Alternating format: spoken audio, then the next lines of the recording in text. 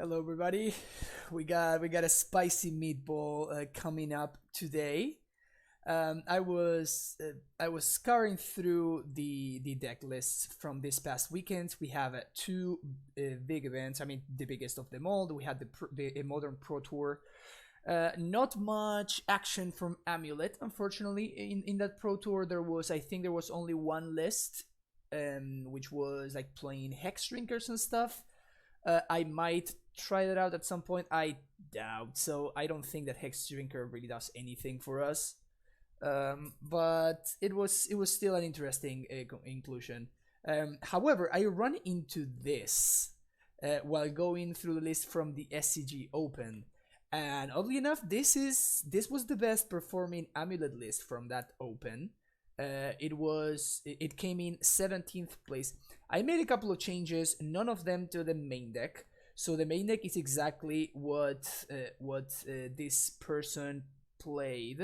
I can't remember his name. I think his name was Scott, but I can't remember the last name. If you give me a second, I can share it with you.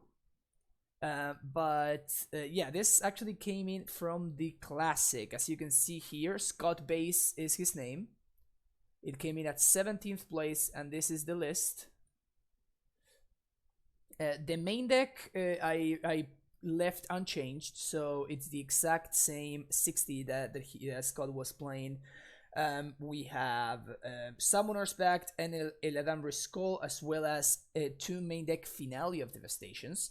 This is our tutor package. Then we're playing two Oracle of Muldaya. This is an oldie but a goodie.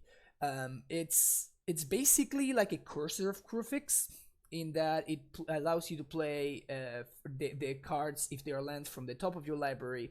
But it's also half of an Azusa. It allows you to ramp by playing one extra land per turn, that is.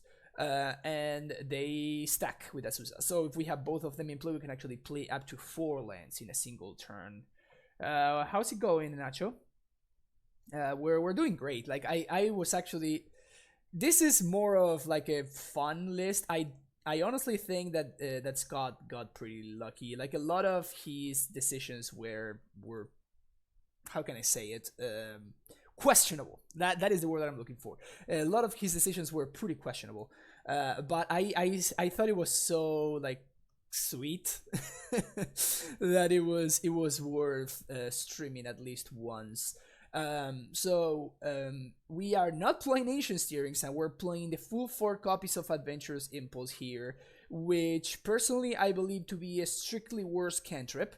I know that it can find creatures, but like with Steerings we have all of this, so 28 plus all of these hits, while we're looking at so we have 36 hits. And if you're playing Karn, you have 3 more, and you know, looking at 5 cards versus 3 cards is the very big deal, honestly. But again, I am choosing to go with his list for today's stream. But yeah, it's definitely interesting, and yeah, I don't know why we would rather run Adventurous Impulse. Like usually these cantrips, the thing that we care about the most is to hit our land drops, and Steerings does that so much better. But well, that is it about the main deck. Now in the sideboard we have a lot of spice. There's a lot of spice in the sideboard, and this is like, I even made some changes here. So Scott was running 2 Path and 2 Abrade. I have no idea how he expected to cast Abrade with a grand total of 5 red sources in the entire deck.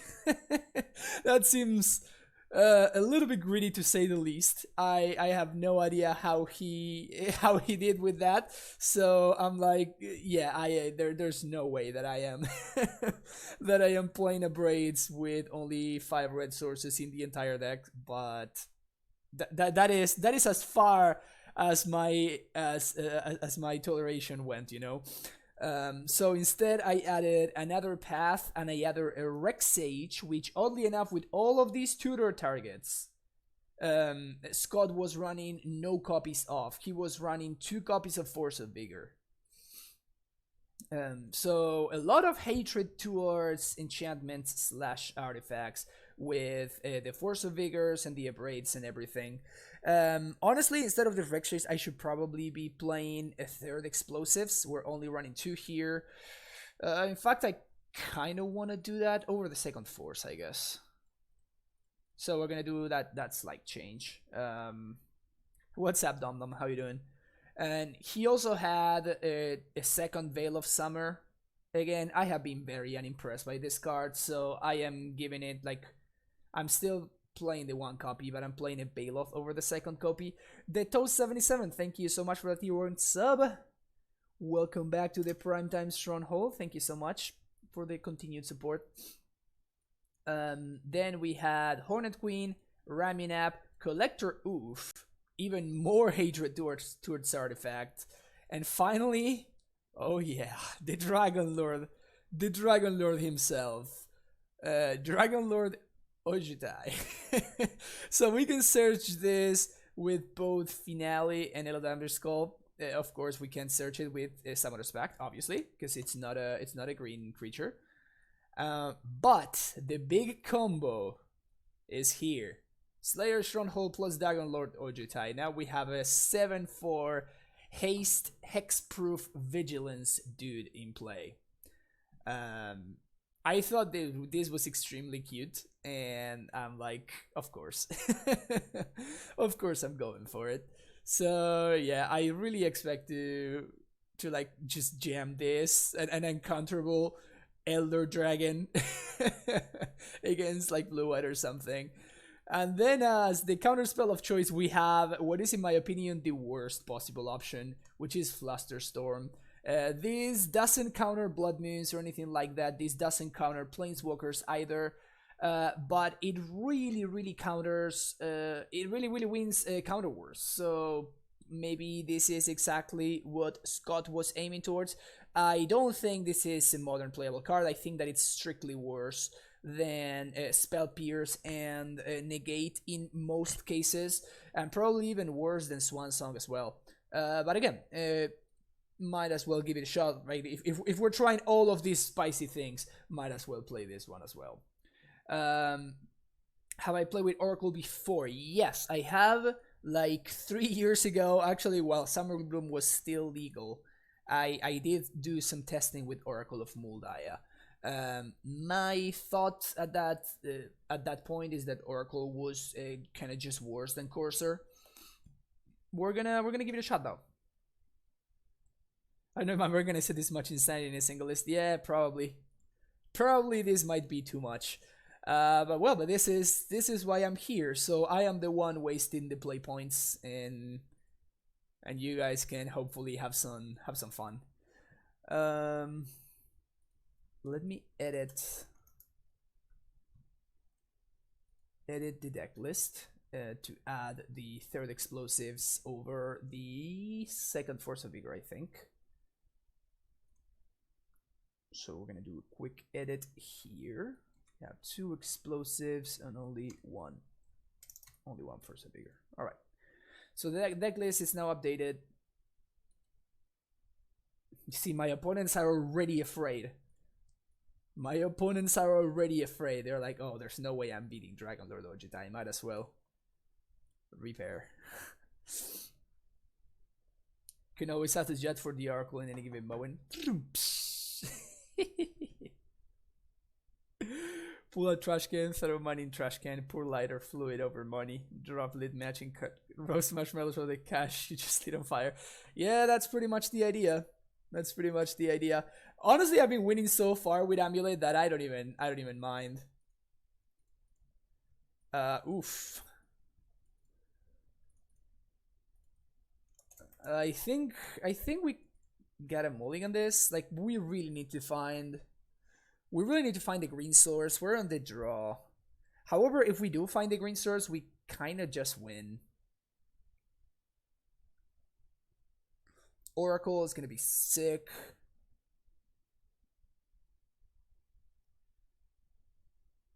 Force your hand to play this. Yeah, I actually I'm doing this to myself. So yeah, and I just kept this hand because like if we're memeing, I'm just going all in, right? I'm just keeping this hand with this list. We're totally gonna draw a Ladamber Skull off the top. We're totally gonna draw a Ladamber Skull off the top. Yeah, I don't expect this to be a particularly competitive stream, but I'm ready to be surprised.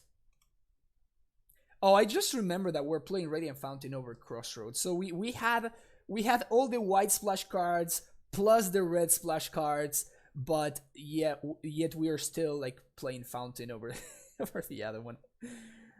Oh my.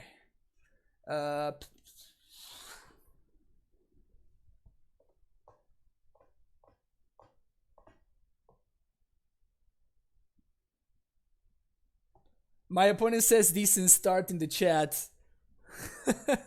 They have no idea.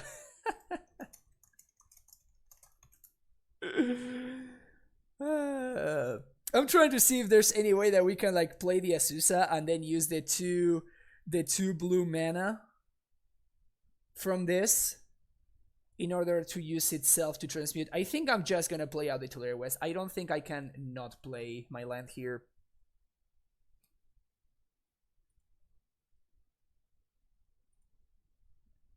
We can cast Ojutai. Yeah, Ojutai unfortunately is in the sideboard, unfortunately.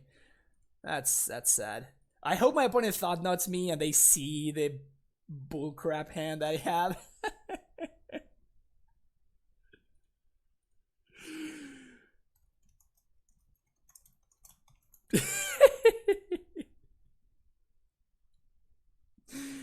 Oh my, yeah, this is not gonna be a competitive stream. However, I did set up Dilks' list in case we do terrible with this pile. I have Dilks' list already set up and good to go. So yeah, my opponent of course takes the correct card, and this is hilarious because now we win. So this is great. Never didn't have it.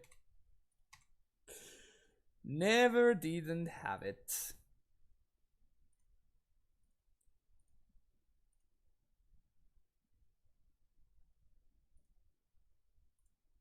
LOL. Hashtag never punished. Hashtag never punished.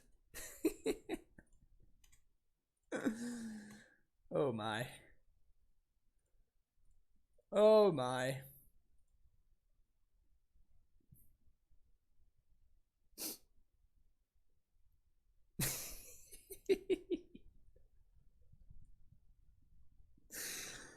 Yep, we just got there somehow.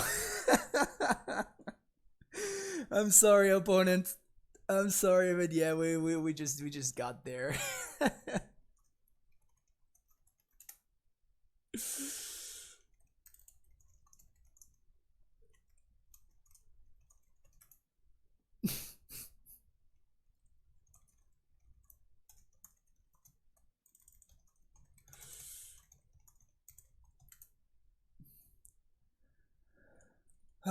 All right. Collector oof. Force.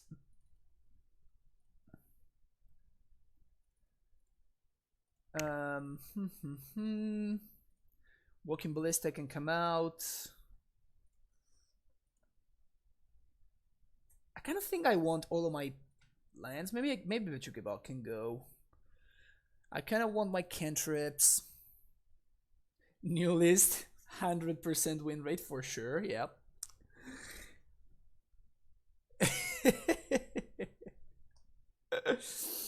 I'm kind of sorry for opponent. They had like the turn 2 thought knot. They saw that terrible hand, and then they died on the immediate following turn.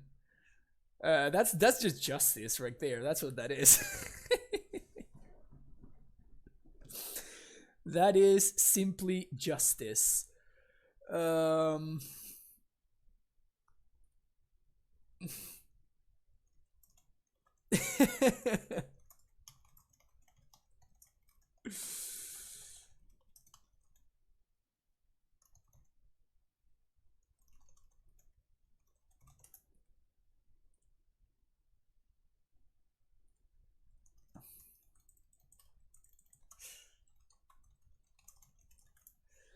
Okay, so I kind of don't want to let Amber Skull.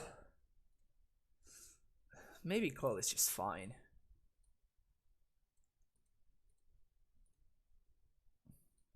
Maybe Finale is just not great. Take out one impulse. Both Azusa and Oracle seem great. Maybe I can shave a couple of 1-drops. In face of Chalice. Why am I never that lucky? In a non-meme list, do you think we should be playing Veil of Summer? Personally, I think that the card is just not good enough. My testing has been pretty bad with the card. Like, it hasn't really done anything well, if that makes sense. Like, it's just worse at doing what I wish it were doing, if that makes somehow sense. Man, I'm so good. Like, I'm so good at this. I could upkeep destroy this. I don't think I'm gonna go there.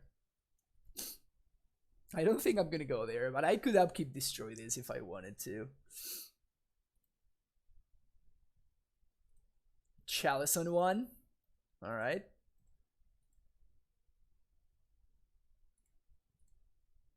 Chalice on 0, sorry. Should have played another 1 OP.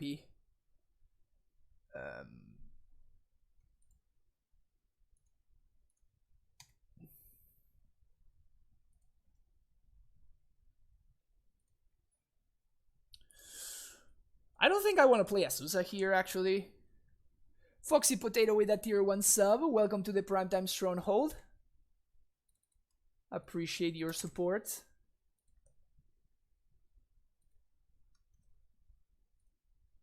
Alright, so they have Tron now. I think I'm going to be fine with the Scout.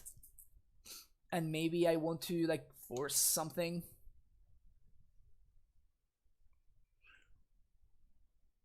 I'm also holding a Path Mana. Oh no, Activated Veil is from Amulet, cannot be activated.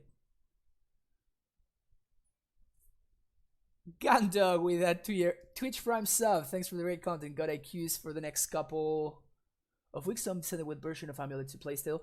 I think what I would recommend right now, Gundog, is the Trinket Mage version. If you see Matt Dilks actually played that over this past weekend, I think that it might be the best position version of Amulet right now. So just wait for us to draw. Just wait for us to draw a Crucible. You got it. Just wait for us to immediately draw a Primetime right here. Ugh. Never lucky. Never lucky. It is out.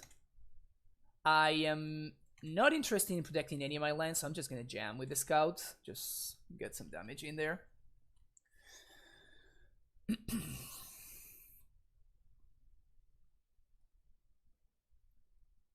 That's Karn the Great Creator. I wonder what they get here. Probably the best option they have is to plus on the Crucible. Cantrips with a Twitch Run sub. Welcome back to the Primetime Stronghold. Thank you so much for the continued support. Do you think the Trinket Mage version is good because Cage is so good? No, I think that it's good because it has a lot of... it just has like a lot of tools, basically. They're attacking? That's so greedy. Alright, Primetime off the top. Ghost Squirter.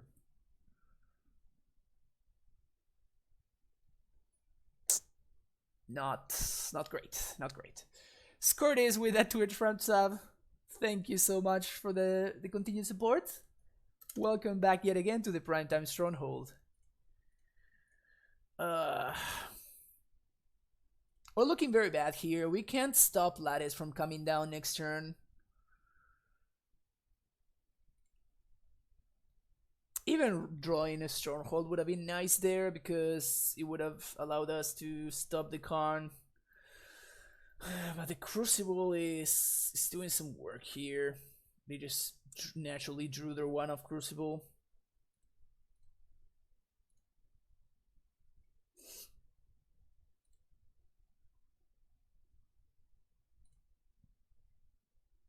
I could attack with Collector Oof.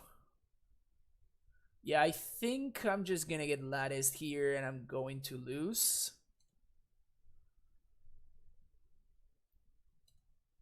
Maybe I should have attacked with everything to get the card a little bit lower. I don't think anything I do really matters now. Just gonna get latticed. They are not gonna lattice you with Oof in play. Fair enough. Or maybe they punt. Oh.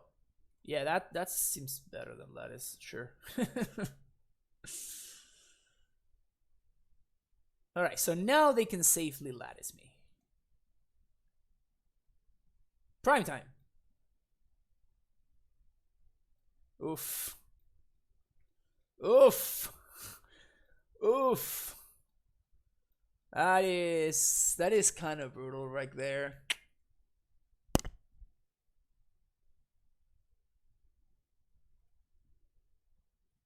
That is kind of brutal there.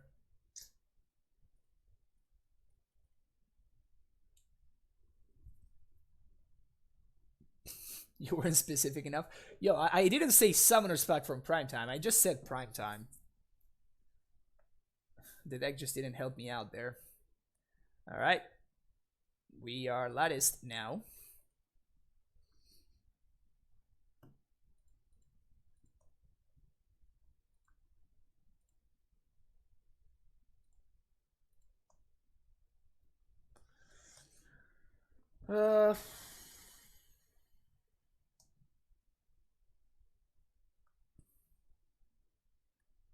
Can I do anything?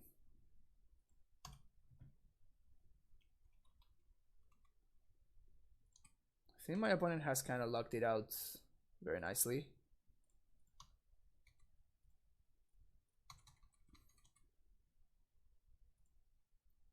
So if I attack the Karn with everything, they block here and here, and I just die.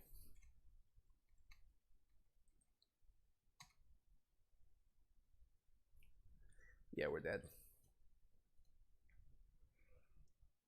Alright, bad beats, bad beats. Anything we want to change? I don't think so. Yeah, let's go.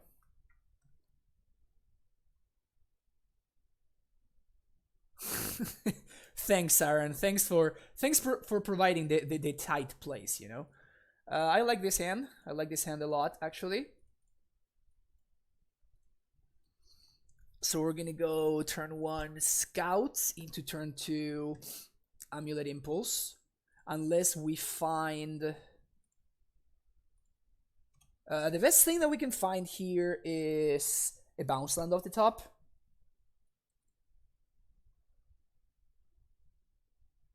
Green bounce land would be the best possible draw here.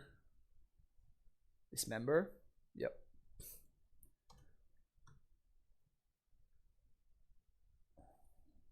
Okay.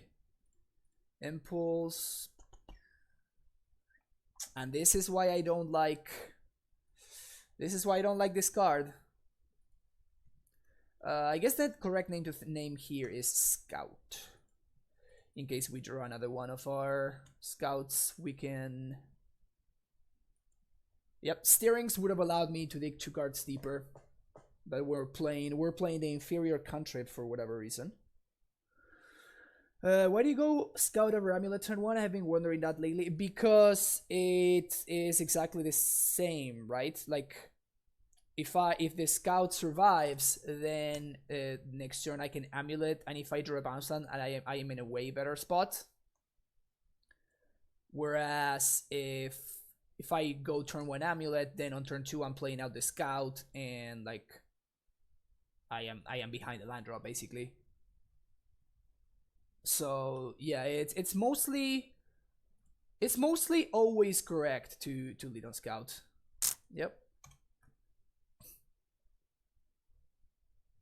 To be fair, steerings would have whiffed there because we were just egregiously unlucky. But if we find the land now, that's the land that we would have found otherwise. So my opponent's locking it out. Yeah. So we're just dead here. We can't come back. We missed like 5 land drops. 3 land drops, sorry. Like it doesn't matter. Yeah, okay, so we can concede here. I personally think that the Eldrazi Tron matchup is very, very positive for us. But yep, sometimes that happens. We whiffed on a Titan game 2, and then we whiffed on any land at all game 3. Bounce land would have been, of course, the best option, but any land at all just would have done it at least. You know, it could have like helped us to get a little bit more traction in terms of, you know, having something to do with our mana. I think that this is strictly worse than playing steerings, honestly. Just not positive with this list. Well, I mean, I wasn't expecting to do a lot of winning with this list. I just want to be, you know, I don't think this list is very good. I am very, very surprised that it got the result that it did, and it just proves like how good the Amulet Shell really is, honestly. This is a nice hand. Hopefully we don't whiff on a land again. Turn 1 Dry Diver. Is this like Boggles or something?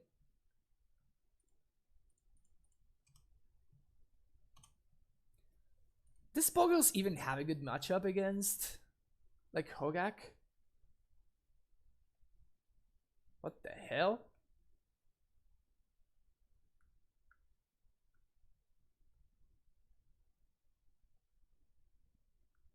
Huh? Dry Diver in Dredge? Alright. Sure.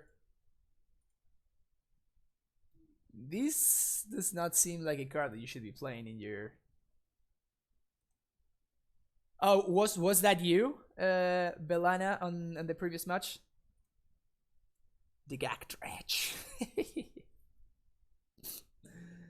We're in the meme mirror. Oh yes, that was you. Yeah. Yeah, we didn't do very well there. So this one is interesting.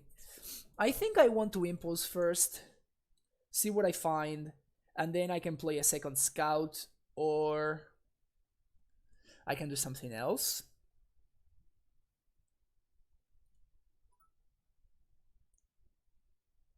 See you, Vias. Oh, thank you so much, Carlo Cantrip. I really appreciate it. Or we can just find the Natty Bog. Natty Bog. Natty Bog. Natty Bog. Good times with the Natty Bog. Oh, bog him.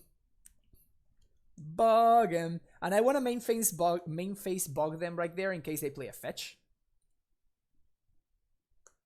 We got the Natty Bog. Oh yeah. Yeah, thank you so much for the beat donation, Cardboard Cantrips. Really appreciate it. Stitcher Supplier.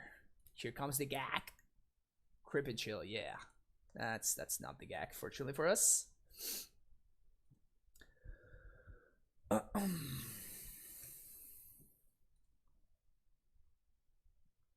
Loan back the Cave. So their hand currently is Imp and Cave. Those are the 2 cards that I know about. Villain and neat.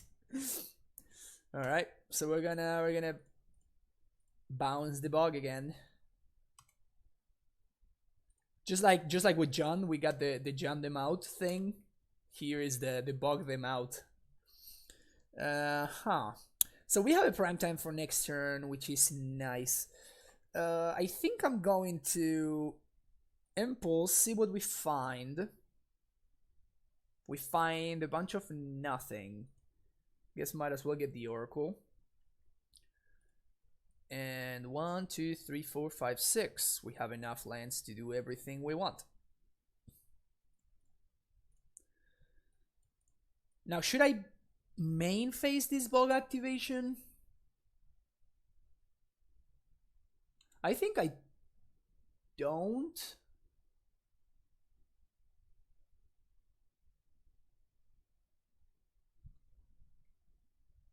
Yeah, so right now my opponent does not really have Hogaak mana. So I let them dredge here, I don't really care. Narcomoeba is fine. So they still only have 6 mana for the Gak. And whatever they do, I just bug them in response to prevent the Gak from coming down. Flashback, looting, that's gonna be 2. That's gonna be still the same, so we don't care. So they only have 6 Gak mana. Slam have the Dredge and have their Gak deck together, calling it. That seems what's going on. Okay, so now we can actually do this. Now we bog him.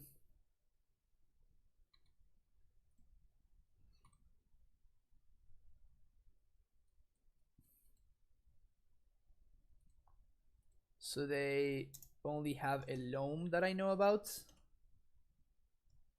If they attack with this guy, I'm gonna take it. They don't. Okay. So this is a pretty straightforward Pact for Titan, bounce the bog.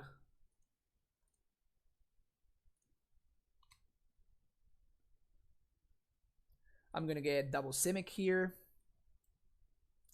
Simic. When I get my green sources online, and then we can also get these for transmute purposes. I wonder if I just made a mistake. Maybe I should have bounced the forest instead of the T-West so I can impulse and keep doing stuff. But it's fine. I mean, we're not losing this game ever, basically. So congrats on the 5 overs. Oh, thank you, Ratzi. Yeah, that was with a list I didn't really like. But we in the same stream we went like 0-4 into 5-0. It was pretty hilarious. That's a Stitcher supplier. All right, so I can't prevent them from gacking me here. So if they find the gack, they ooh, I guess I can. Nice. Thanks for playing Crip and Chill in your deck, opponent. Thanks for giving me a second to exile your Hogaak. Sweet. That was some good value. That was some good value.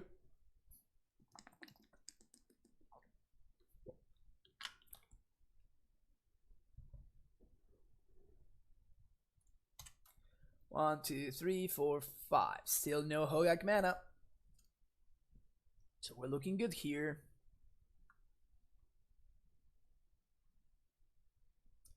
Hardcast Golgari Thug. You got it.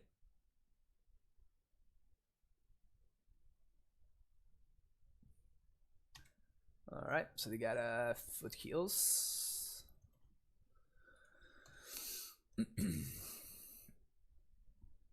Again, if they attack with the supplier, I won't block. That's 1, 2, 3, 4.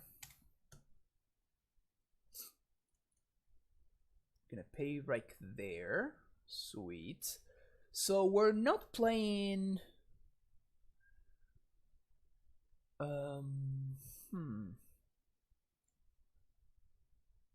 I could transmute for something. I think this turn is just gonna be like me making a ton of land drops and then taking it from there. So in order to do that, we're gonna do this. Maybe I should actually, yeah, I should have played the Oracle first. That was actually quite bad. I should have played the Oracle first, floating the green mana. Now we serve with the prime time. Man, this list is something else. We're gonna do Garrison, Fountain, Colony Garden. I guess I'll just do Fountain. Alright, that's another prime time, so we probably don't want to shuffle here. Bounce the bog. I would like my bog back, please. Indeed. Indeed. Opponent just concedes. Wow, somehow they thought that they couldn't beat this. Interesting. Also, this deck has no extra graveyard hate. I just realized that. So we are like all in on just like randomly drawing our Bajunga Bog. sounds good. Oof. Alright. Alright. Well.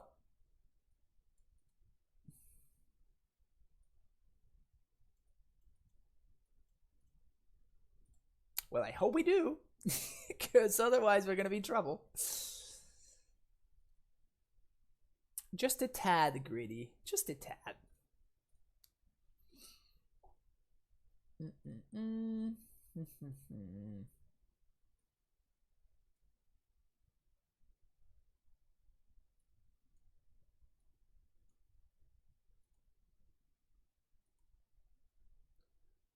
Could try Veil for their trophy. Yeah, I like even against the deck like Dredge, that's like Veil. It's even less of a consideration, honestly.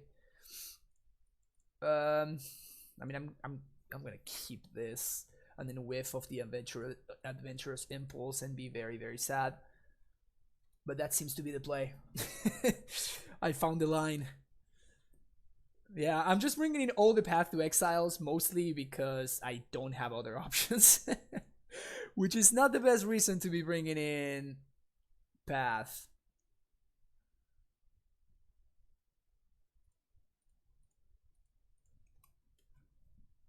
Alright, Impulse, you'd better not whiff. You'd better not whiff, because we're gonna be in a lot of trouble otherwise. Don't have the Dark Blast. Okay, that's fine.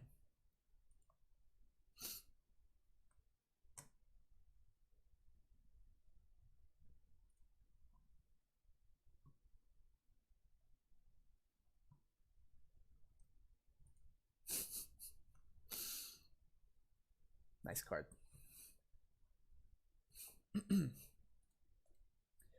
No Dredger. And no Dark Blast either. Sweet. Second loading, it's probably bad for me. Alright, Impulse, you'd better be very, very good. Because we need some help here. The Natty Bog would be nice. The Natty Bog would be real nice. Take it. Land.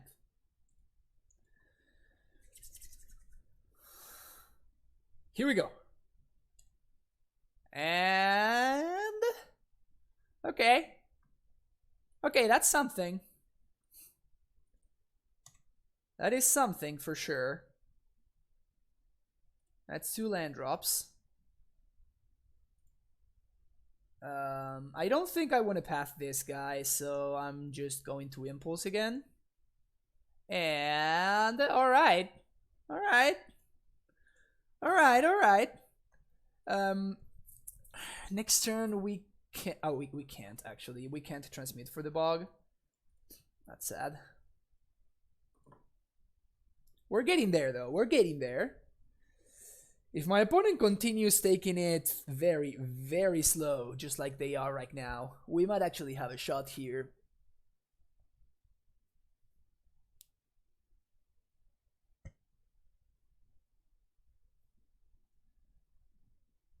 So I guess that our out is for our opponent to just be playing a hybrid between both decks that it's strictly worse than both individual decks. So we're getting there. We're getting there.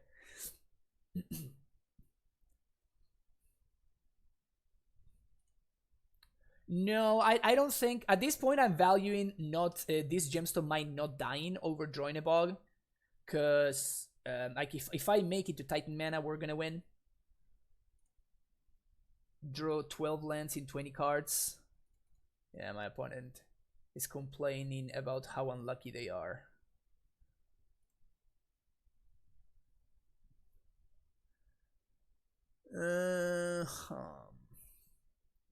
So at this point, I think I might just play out the Rex Sage as a chump blocker.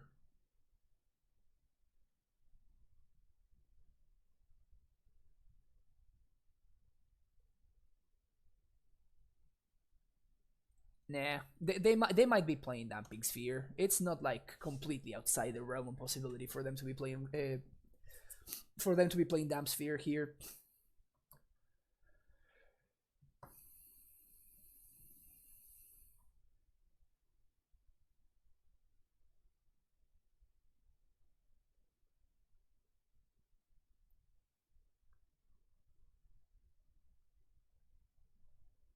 So hopefully they can flag here, discarding whatever. Alright, sweet. Activate here. Play Simic. And I think that I'd rather gain the 2 life here. This gemstone is not dying, so should be good here. I am Moment. Thank you for the follow. I appreciate it. Well, I don't know if I'm gonna be playing the explosives on 1 or 2, so I don't think that it really matters yet. I guess that it could have wrecked me if I...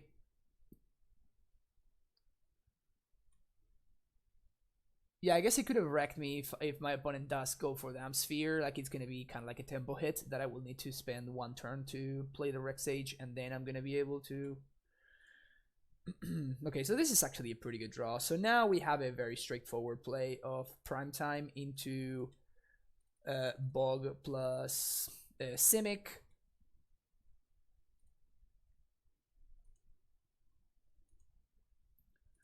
Pretty straightforward play. We're gonna bounce the Bog. And then even if my opponent trophies my Primetime, I don't care because I have another one. So that wasn't a bad draw, actually. That was an actively good draw.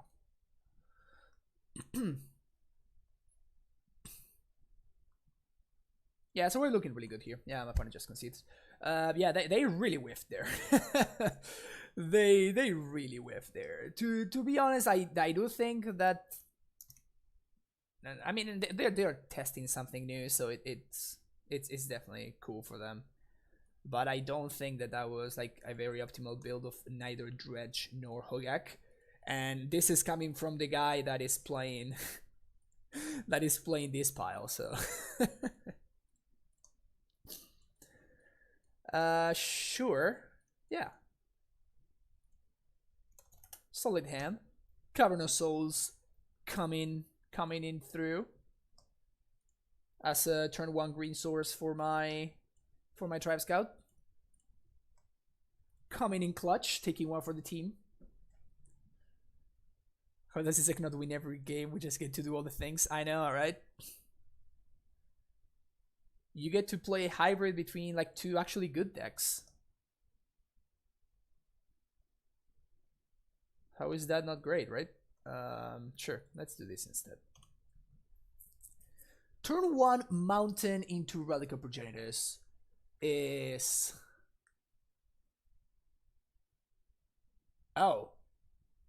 Well, I guess we're fine. Oh, we're not fine, actually. We don't have Summoner's Pact, so we're probably dead.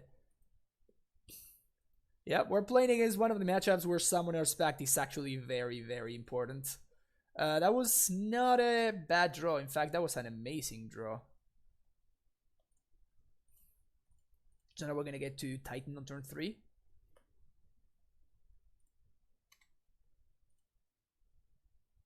One, two, three, four. But yeah, not having access to Summoner's Pact will probably cost us this game. To Pact of Negation, sorry. Will probably cost us this game. Yep. I meant Pact of Negation, sorry. How can this list ever beat Scapeshift?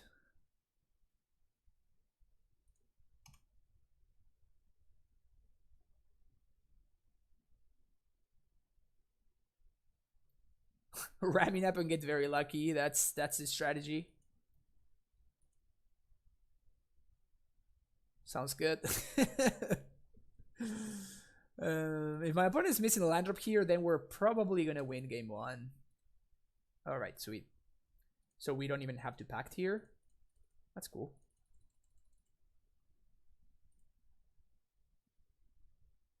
Yep. Got there game 1. Now our sideboarded games are gonna be awful. We want Rex Sage. Bye bye Ballista. All of these cards are so bad. You bit Scapeshift by going faster, yeah, but we cannot stabilize. Like, so if we go ahead and we resolve a Titan, then our my opponent goes ahead and they like cast a prime time, they kill my prime time, and then I'm dead. Not having access to Pact of Negation is probably very likely to cost us this match.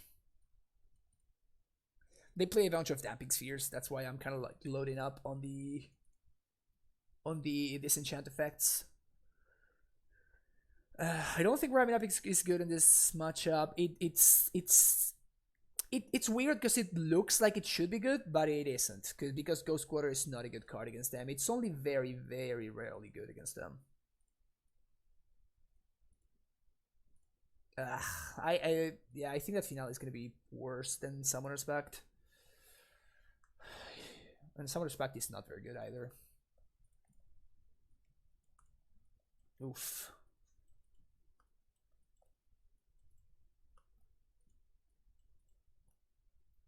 You can't even impulse to try to hit an amulet because it whiffs. I'm happy to see Flutterstone. The card apparently everyone forgot exists in modern. So the reason that people forget that it exists is not that because people forget that it exists, it's because it's terrible.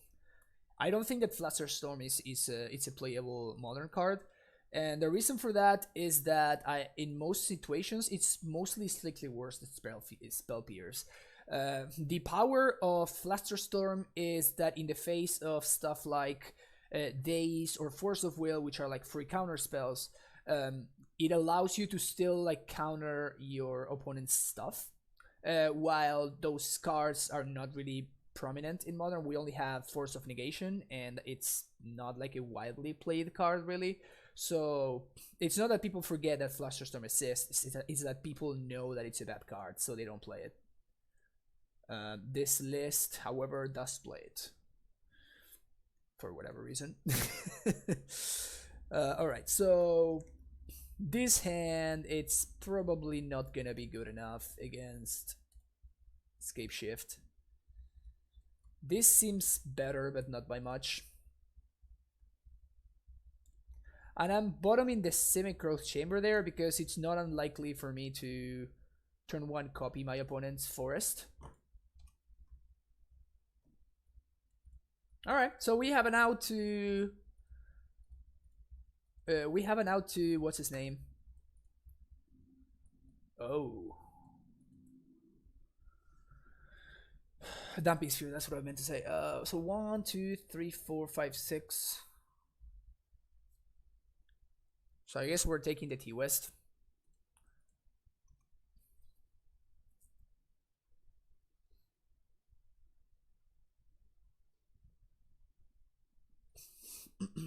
Damp Sphere? No, Elder.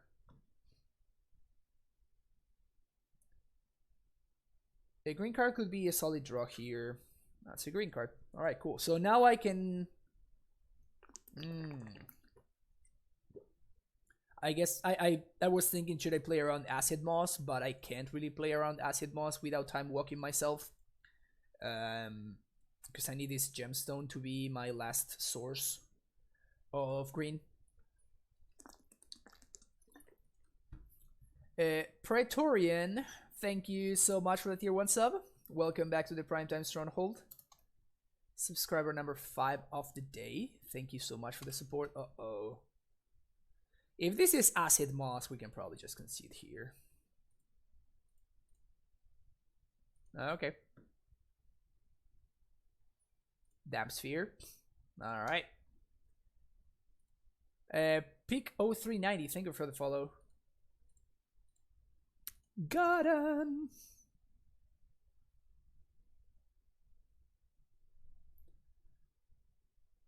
Alright. Things looking almost reasonable here. Play this. Again, not having access to Pact of Negation probably gonna cost us this match. At least this game. Because if my opponent plays a primetime here, I am done. Like, I can't answer it. Alright, got one more turn. One more turn.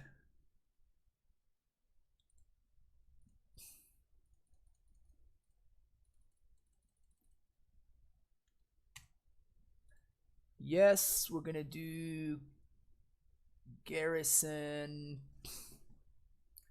Ghost Quarter. 1, 2, 3, 4. And then we die to a Damping Sphere. Sounds good.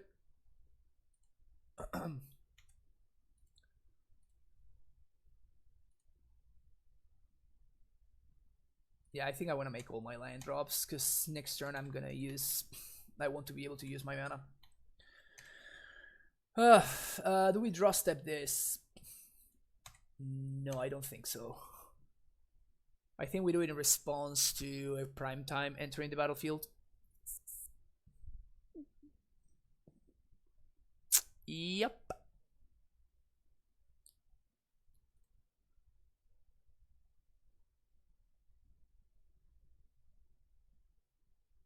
So this should be pretty much game over.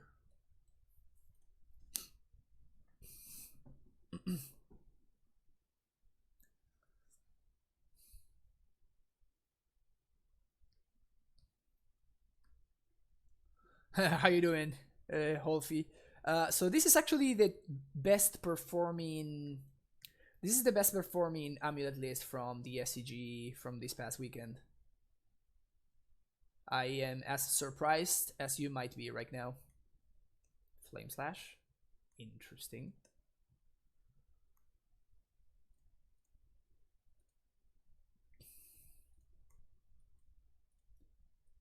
Yep. All right.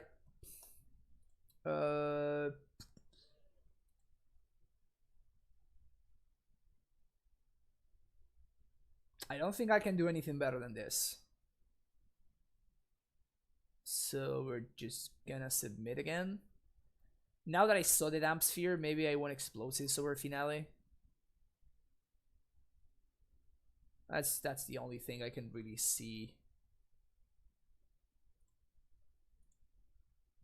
Dragon Lord or Jedi. Oh yeah.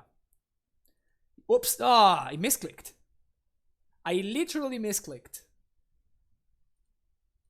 I definitely wanted to be on the play in this matchup.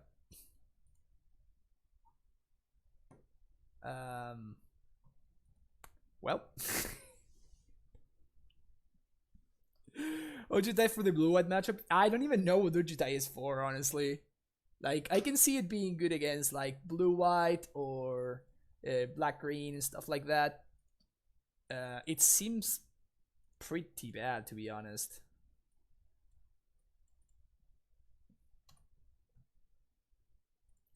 Yeah, so clearly we wanted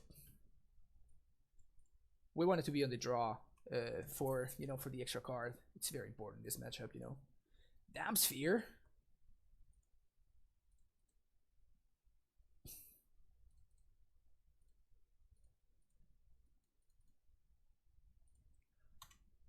Bounce this and bounce this. So now I'm not going to play the gemstone because the gemstone is my way to actually cast primetime down the line. Is this an anger or tracker? Okay. All right. So now I have access to 1, 2, 3, 4, 5, 6. So next turn I can prime time. And the way I'm gonna do this is I float green here, Sanctuary, replay the gemstone.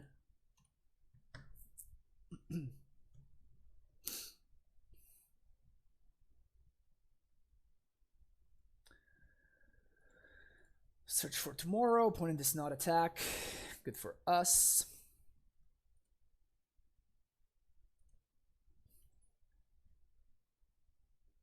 Bounce, replay. Are you trying all the weird one-offs and tech cards at the same time? Also, do you have any tendency towards which build of Amulet be the best run right now? And thank you so much for the tier 1 sub, Ifeno. Welcome back to the Primetime Stronghold. Yeah, I think that right now the best thing that we can do is Trinket Mage.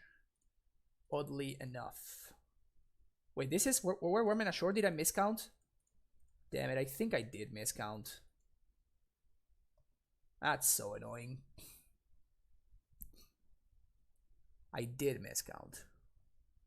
Could have swung for 2 with Azusa. I guess I couldn't because they cracked the clue. Never mind. 1, 2, 3, 4, 5, 6, 7. Okay, I'll just have to wait until next turn.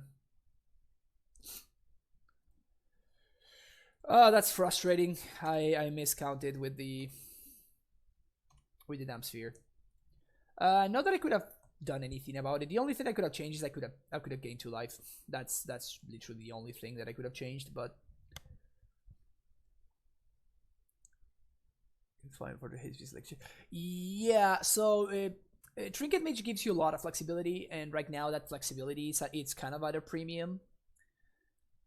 So that's why I like Trinket Mage currently.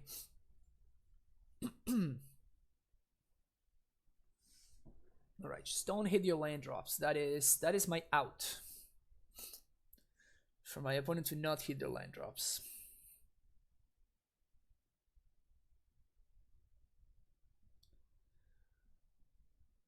No Farseek, none of that crap. Ugh. Alright, so we're probably dead now.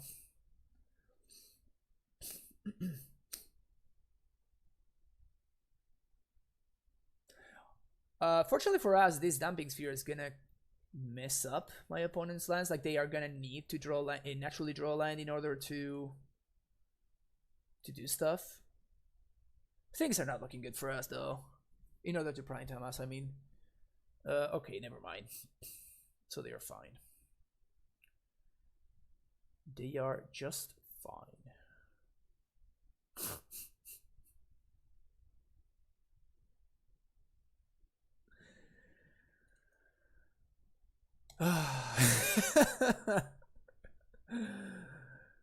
That is the ultimate punishment. The ultimate punishment.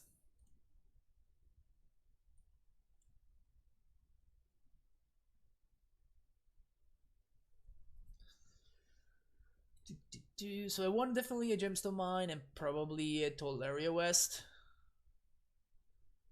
I guess I want double Gemstone Mine. This means that if the prime time doesn't die, which is very unlikely, but if the prime time doesn't die, then we can pay for Pact and double strike. 1, 2, 3, 4. 1, 2, 3, 4, 5. Yeah.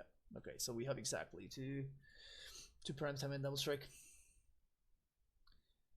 We're definitely not winning this game, though.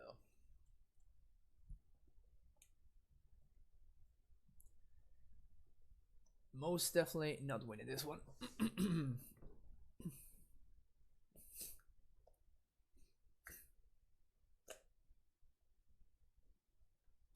Yeah, just hitting land drops is just good enough for him to kill my prime time.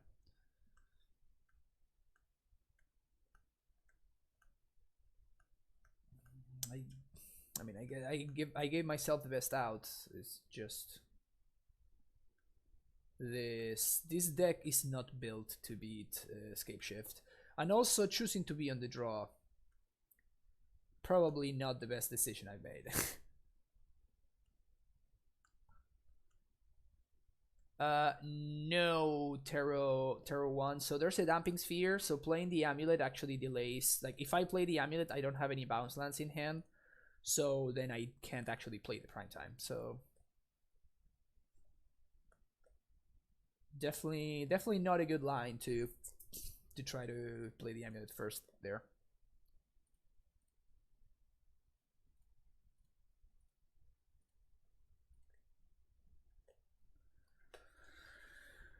Play this out. Pass the turn.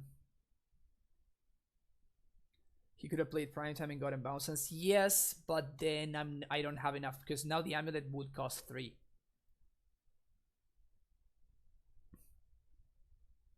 And I don't have access to colored mana. Like, the bounce lands provide colorless mana. They don't provide the color that they should.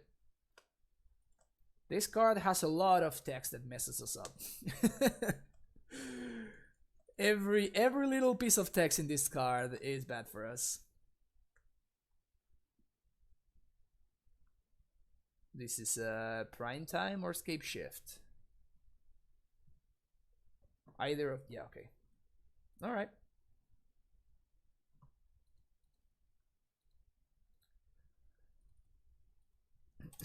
Under normal circumstances, Amulet, I think, has a positive matchup over Scapeshift. Now, this list is particularly bad against the deck.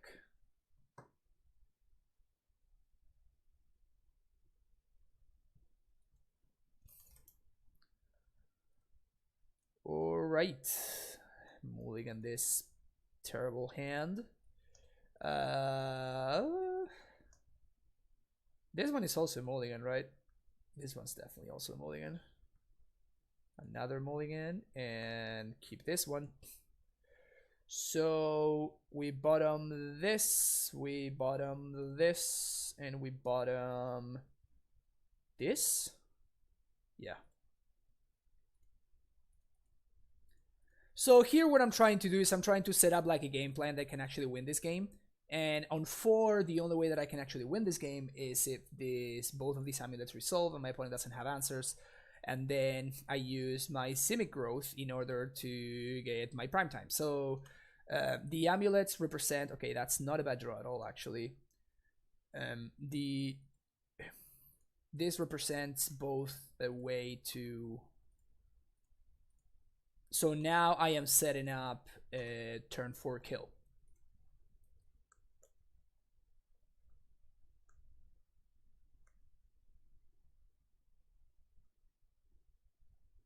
So I didn't have a bounce land in hand, Terror. That was a problem. So there was no way, there was no like combination of plays. Like my hand was Summoner's Pact plus the other thing. That was it.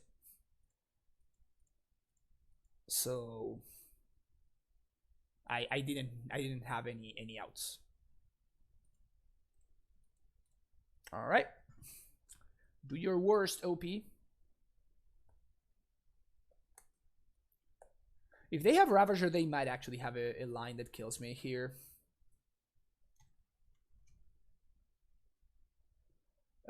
What would you land on with Field of the Dead? Worth a Cyber Slaughter? Just still a meme dream. My testing hasn't showed good results, honestly, for Field of the Dead. It has felt like basically like a win more card.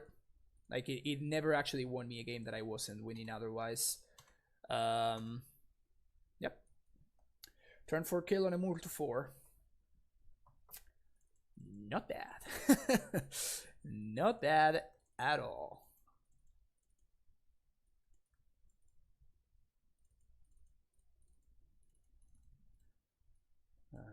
Take this out. I kind of don't like Eladamber's Skull in this matchup. Because of Damping Sphere. This seems very, very hard to cast.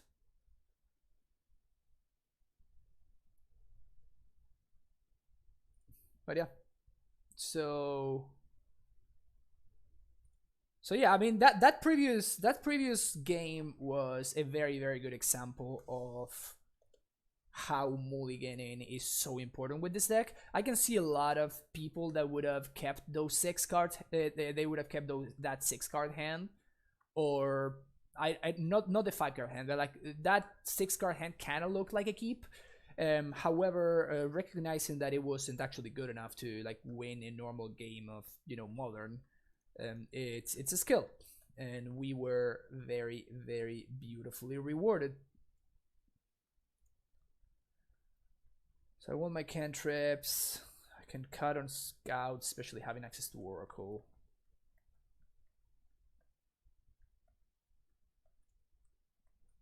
I kind of want the 4th prime time.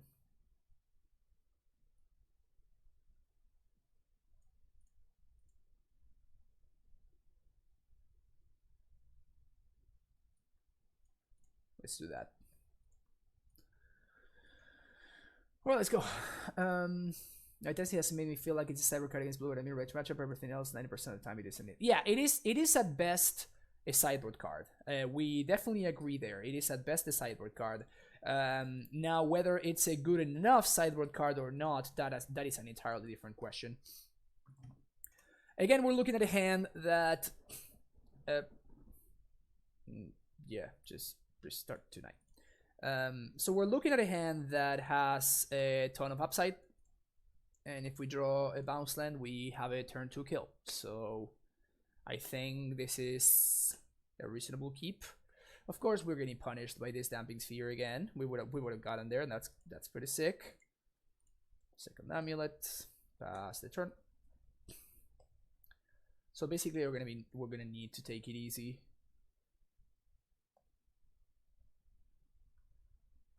Best thing that could happen here is opponent goes all in on this Inky.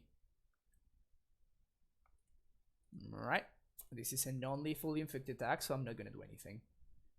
Just gonna take it. Ooh.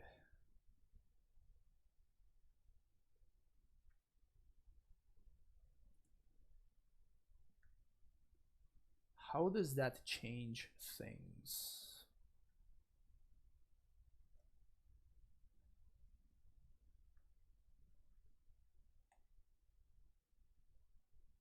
So this is probably going to be an explosives on 0. So we're not going to be able to blow up the damn sphere because of the welding jar. So killing the welding jar, it's effectively the same effect for us. So I think we're just going to play a Susa. And then I'm just going to play this on 0 to effectively get rid of the welding jar. My opponent, if they are good, they will just like welding jar their Mox Opal, so I'm not gonna be cutting them off mana, but it at least gets rid of the welding jar for the following turn. Play this for 0,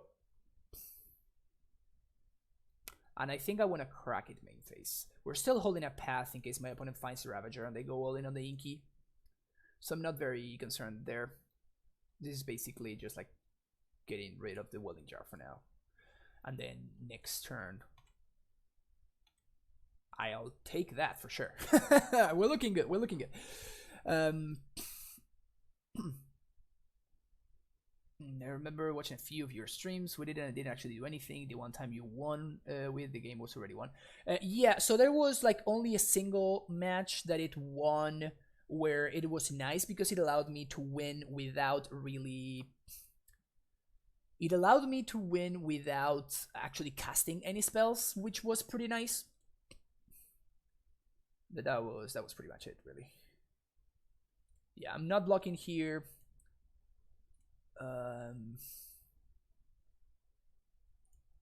So 1, 2,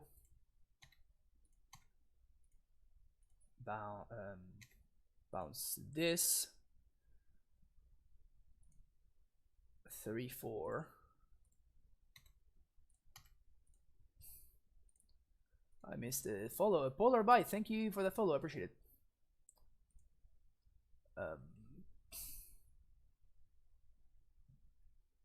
Oh, how you doing, Dido? Sorry, I didn't see you there. How's it going?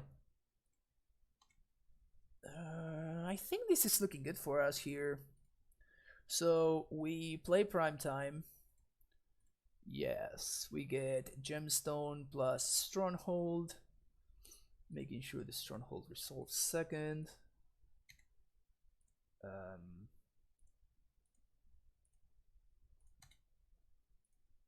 Red. We haste here. Opponent has 0 cards in hand. Yeah, this game is pretty much in the bag. Feels good to beat Hardened Scales. Always feels good to beat Hardened Scales. So we can go Squatter in order to get bait the jar activation, and we're also holding path. So I don't see any way that my opponent gets out of this one. We can just get Ghost Squatter. We have the Primetime as a blocker for the Worker. Let's just do this. It's kind of whatever, honestly. I can't see a way that my opponent gets out of this one. Yeah, I'm focused, I guess. What I don't see is when I want Field Head of Covers. Only works after you've already sold Titan. The field's although dead can still get field run by your opponent. Also, a lot of games in which you sell your Titan, you can often just trade Titan and trade the victory. Yeah, there are some games where that is not the case. I do give that for sure.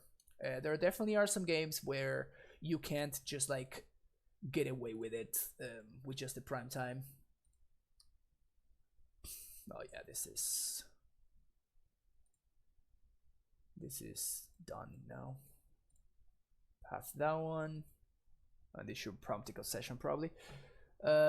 So I do agree that it does win the game once you have already resolved the prime time. The thing is that even worth it as a sideboard card? You know what I'm saying? Like, it's probably better to just play a second Cavern and guarantee that you are resolving the prime time.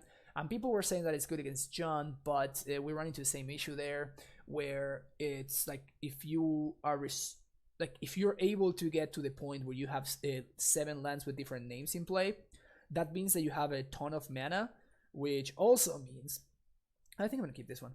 It's a little bit gritty because it needs some ramp, but it has Amulet, which is cool.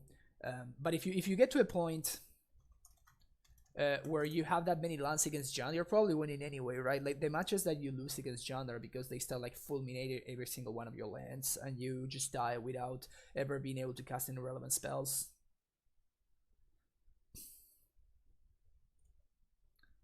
Unless you're very, very extremely far behind against John, it's not gonna be good enough. Like, you would rather have access to a card like Bailoth or the other guy. The one that's particularly good against John is the other Bailoth, the 6/6. I can't remember the name. That guy is very good against John. Alright, I put him most to 5 here. Any ramp creature would be nice here. Meyer. So they move to 5, so I'm gonna put them on Dredge or Hogaak or something like that. Not on John. Though it's possible they are on John though. Nice. Alright. Got me. Got me for sure. Alright. The good thing though is that this is a nice hand against John. The best draw that we could have here, it's something like an Azusa. Oh, Gobos? Nice. Alright, now I'm suspecting that my opponent had like a... My opponent might be hanging out in chat, maybe. Because that's a very... Yeah, that's a very sketchy keep, honestly. Like, my opponent moves to 5 in order to find one of their Thoughtseizes. Suspicious. But well, if you are indeed in chat, OP, welcome. Welcome to the Primetime Stronghold. Thanks for hanging out. We never got to see the Ojutai meme. I know. So sad. Missing some value there.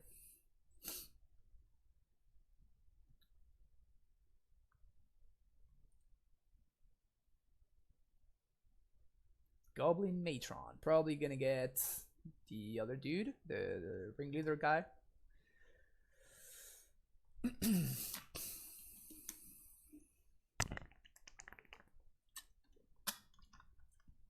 The thing is that they don't have the quickest clock. If they do find an answer to my amulet, that would be annoying though. Goblins with main deck Thoughtseize is weird, to say the least.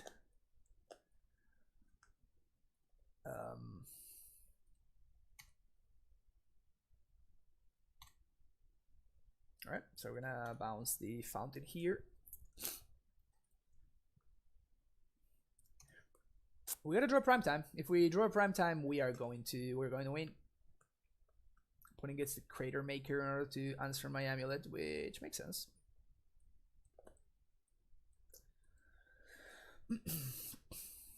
Respect goblins.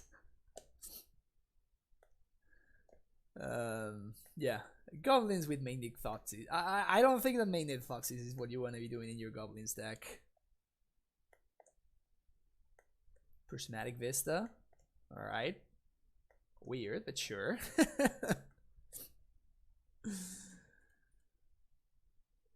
Are they playing like basic swamp in the goblins deck?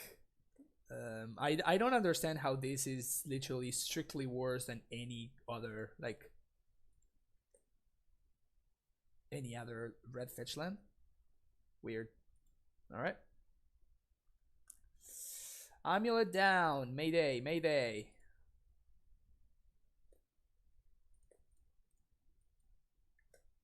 Amulet down.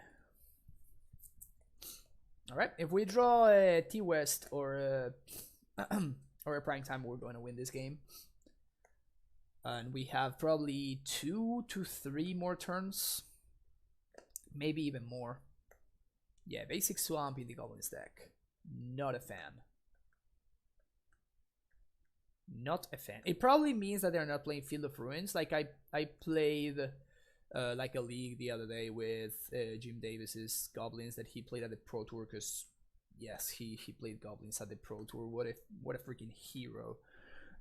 But yeah, I played like a league with he was playing Field of Ruin, which would be kind of annoying here.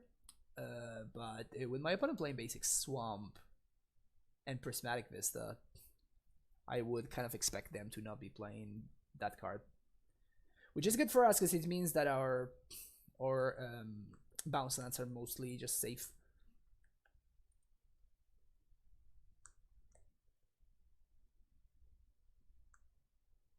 Tapped or untapped? Oh, this hovel. OP. Tapped or untapped?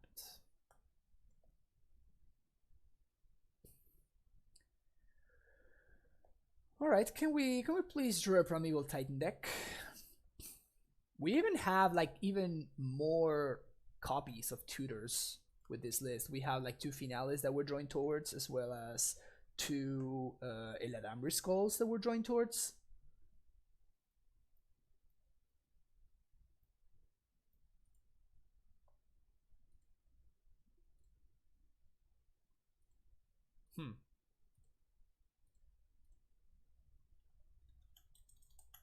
Can you give my opponent a couple of question marks in chat?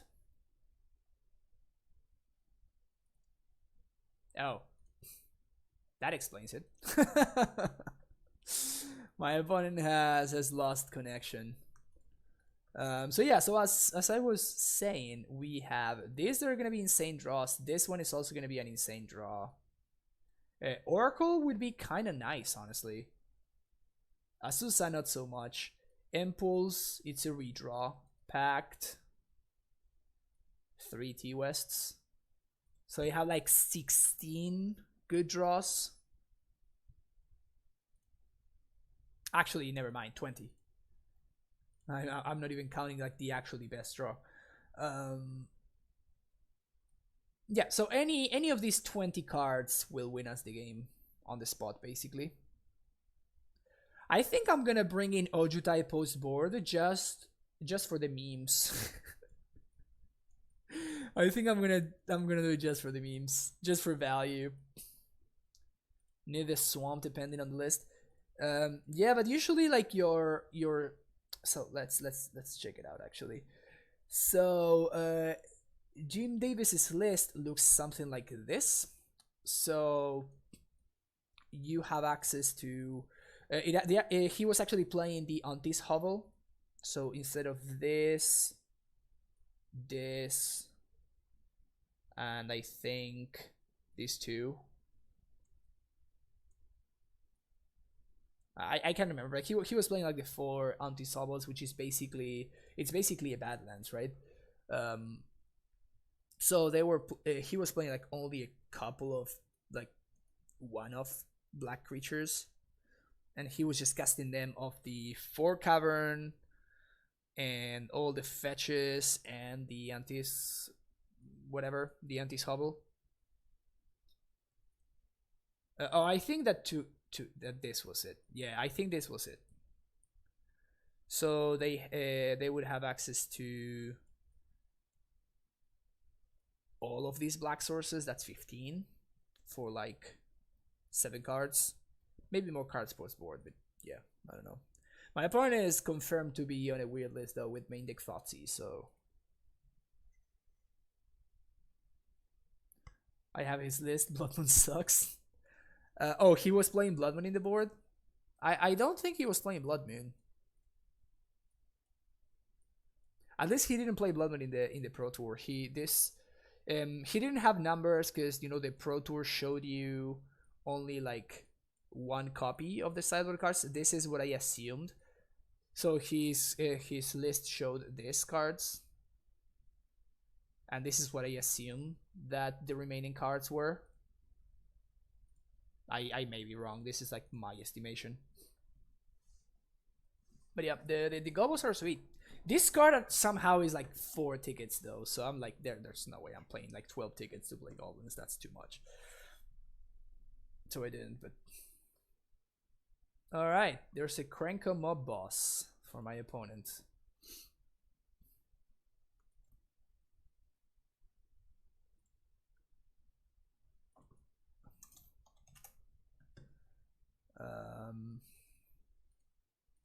Yep, we're whiffing a little bit too hard here. Just a little bit too hard. We have 20 top decks that kind of win the game on the spot. And then we have this. Is Stream Decker up to date? I think so.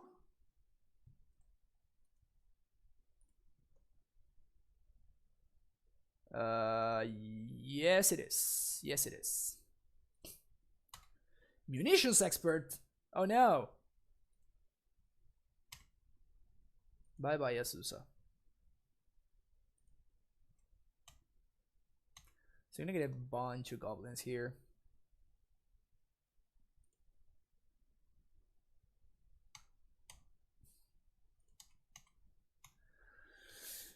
All right. Can we draw one of our 20 outs? The good thing is that now all of those actually work. So if we draw any of the cards that I mentioned, in fact, I should end of turn play the Vesuva, copying a Celestia Sanctuary, because that would mean that I can finale for 10. Is that correct? So it'll be 6, 7, 8, 9, 10, 11, 12. Yeah, so 6, 7, 8, 9, 10. Yeah. So now if I draw finale, we actually can finale for X equals 10, which would win the game. That's interesting.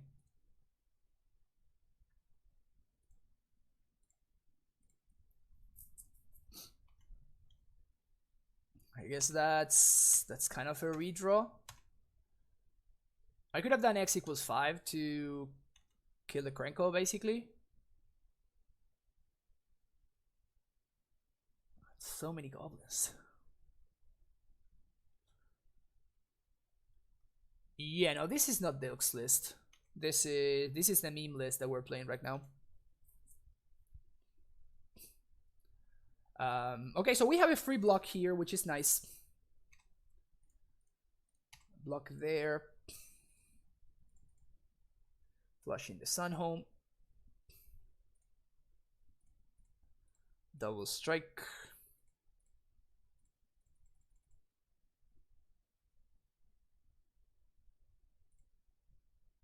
Did we have that available to us the last turn? Not if we wanted to play for Drone Finale, I guess. That's fine. Aether Vial. Classic. Prime time? Thank you. Took you long enough, bro. Took you long enough. So that's 6. That's gonna be 3. Yeah, okay, so we can prime time. Okay, they can see it. Yep, that sounds about right, honestly. That sounds about right. All right, Gobos. Want this. And I guess we do want the path. They have like a couple of actually really high impact threats. Do we want this though? I think we might. They want the Force. I don't think I want Hornet Queen. I don't think I would. I guess maybe I do want Bailoff. They did show me the Thoughtseize after all. Nah. Ballista seems great. For clones for those engineers. Yeah, I think you solved the meta, Terror. I think you just solved the modern metagame. I kind of don't want as many amulets. Like Goblins, people mistake Goblins with an aggro deck when in reality it's just like a card advantage mid-range deck. So I don't think I want to be playing amulets. And we're going to see whether we want access to Force of Vigor. Like if we see something like Blood Moon and stuff post board, then the Force is gonna be coming in for game 3. But if we don't, we're just gonna be leaving in the Rex Sage. The Rex Sage can destroy like a damn sphere or stuff.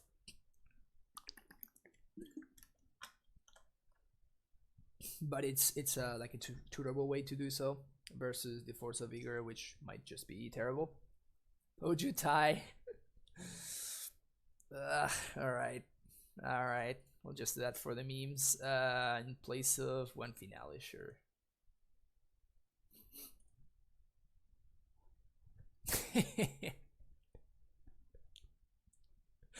I really hope that we draw it and then we are like not able to cast it because our mana is so bad. In fact, I want for us to be missing white and then for us to actually draw the Radiant Fountain. That would be hilarious.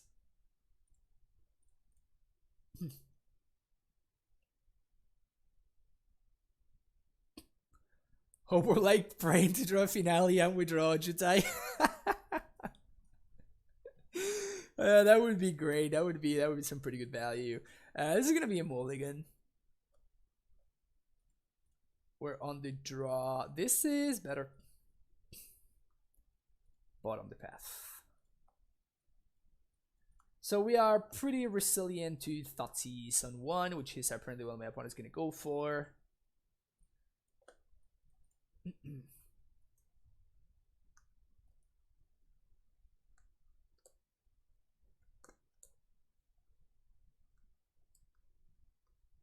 I really hope that they were ghosting and we beat them anyway. That would have been great.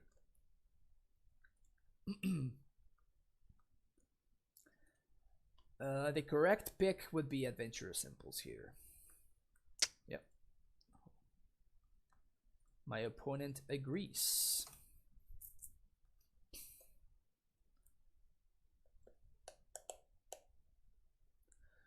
Should Fountain be Kavra or is there a reason it isn't? I don't know Oriental Market. This is a list that I copied from the Open. It took 17th place there.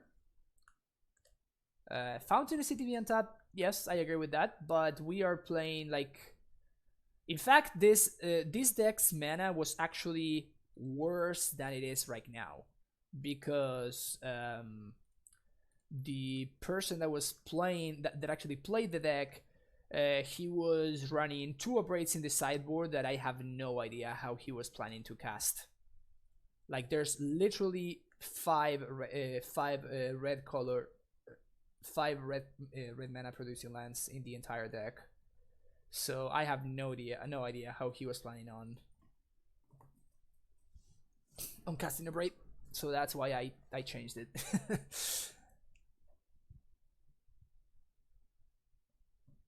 Alright, so there's the Cavern.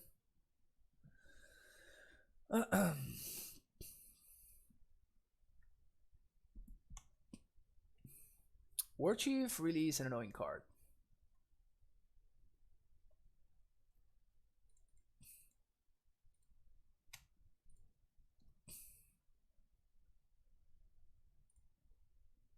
Okay. Can kill the War Chief next turn.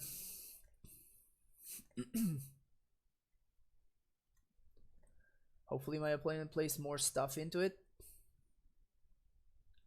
I really doubt that they're going to have access to one more Thoughtseize. Seems pretty unlikely. Also, by the way, they should have not taken the Azusa. At least Azusa wasn't doing anything. Alright, so we're gonna get a nice clean 2-for-1.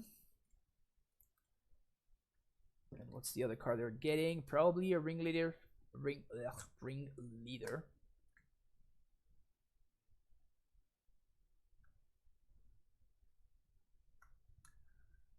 It's the leader of the rings.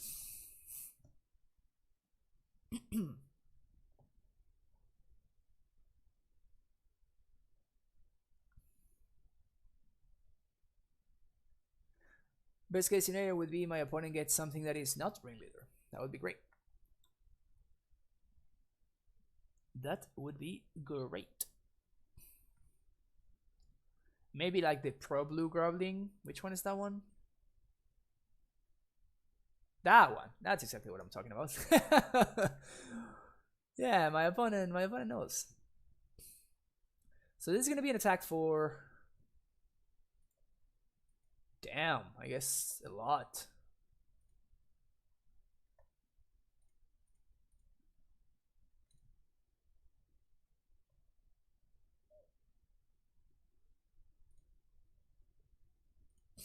Yeah, that's probably chump worthy.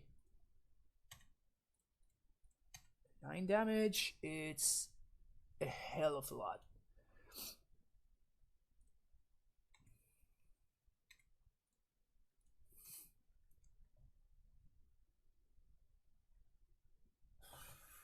Just keep on whiffing.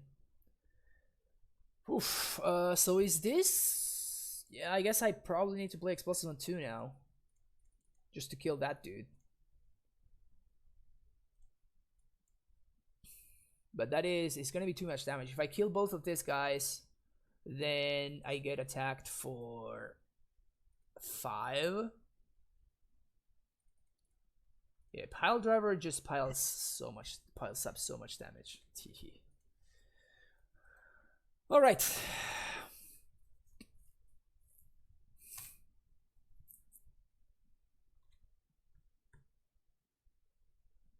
All right. We can't really afford to take this. Took 4 instead.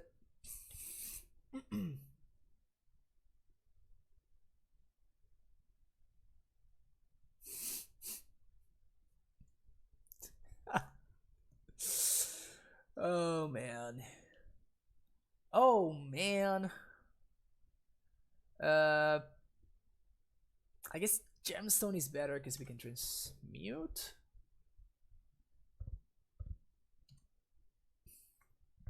What are we drawing towards? Prime time? Yeah, well, what kind of question am I making? We're drawing towards prime time. That's it. Something. Eladamber Skull. That's 1, 2, 3, 4, 5. 1, 2, 3, 4, 5. So we can Eladamber Skull for Ojutai.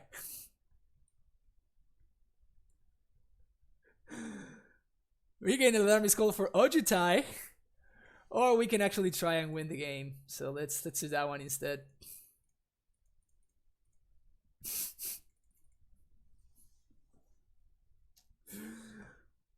We could have named the meme play or we can do the actually reasonable play. And this is, yeah, we're just trying to stay alive here. If they answer our prime time somehow, we're gonna be in trouble.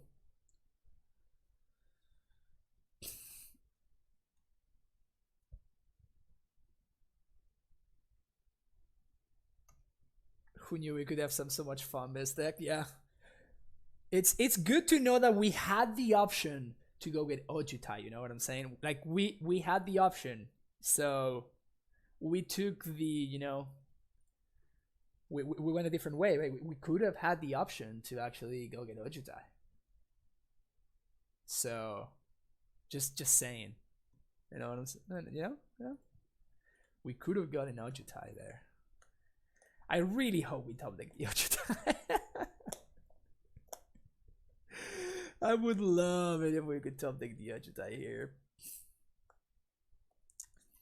If my opponent attacks with everything, I am going to block the plant on the War Chief, and I'm going to take 3 to play around Munitions Expert.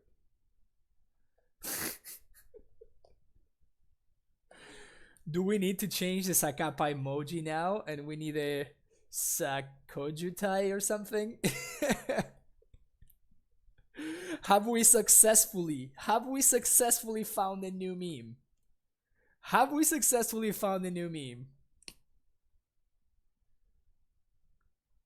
We can get 2 cards when it connects? Holy crap, that's such insane value.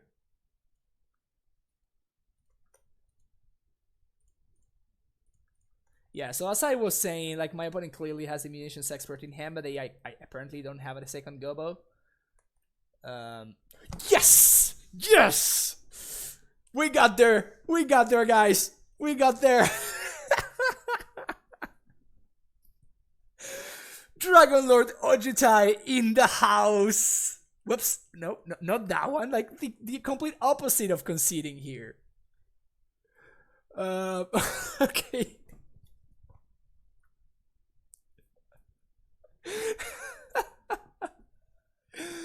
Oh, what are we doing here? What are we doing? I feel like I want to gain life again.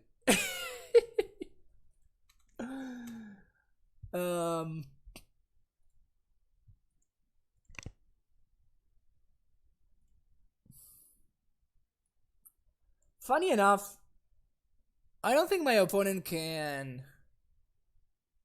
I don't think they can stop me, can they?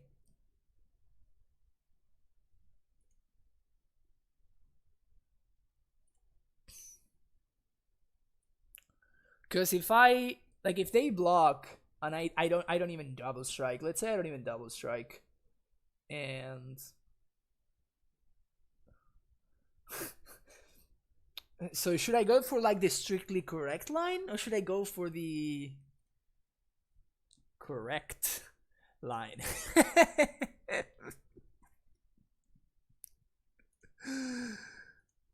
What do you guys think?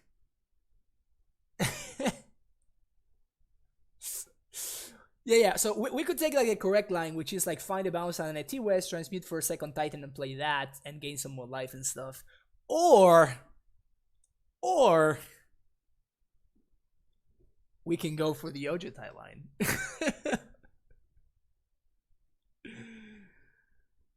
They have 3 cards in hand, but yeah, but they are blanks because otherwise this Titan would be dead.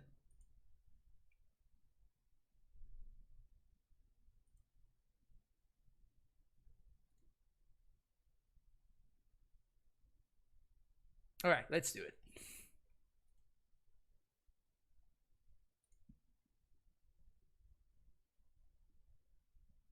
Opponent goes for the no blocks.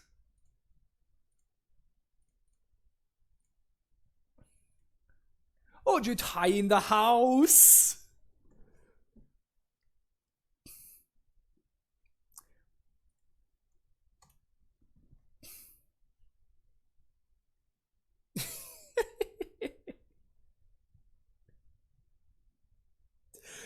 How do you beat this one, OP?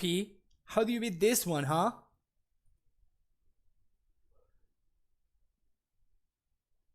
How do you beat the Dragon Lord? How could you ever beat the Dragon Lord?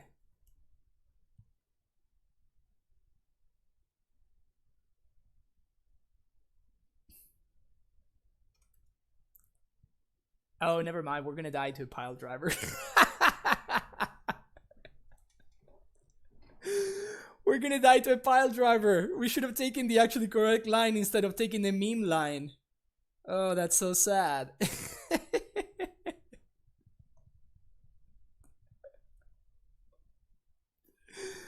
We could have gone to prime time and then blocked the pile driver, but instead we went for the meme line and we're gonna get punished.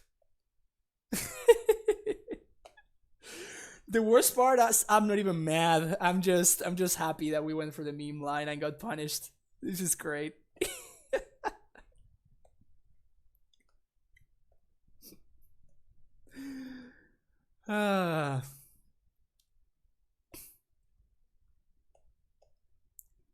Why does this make me happy? I have no idea why this is happening right now. They cannot have two munitions expert, so there's that. So they either answer my prime time or they answer my Ojitai next turn.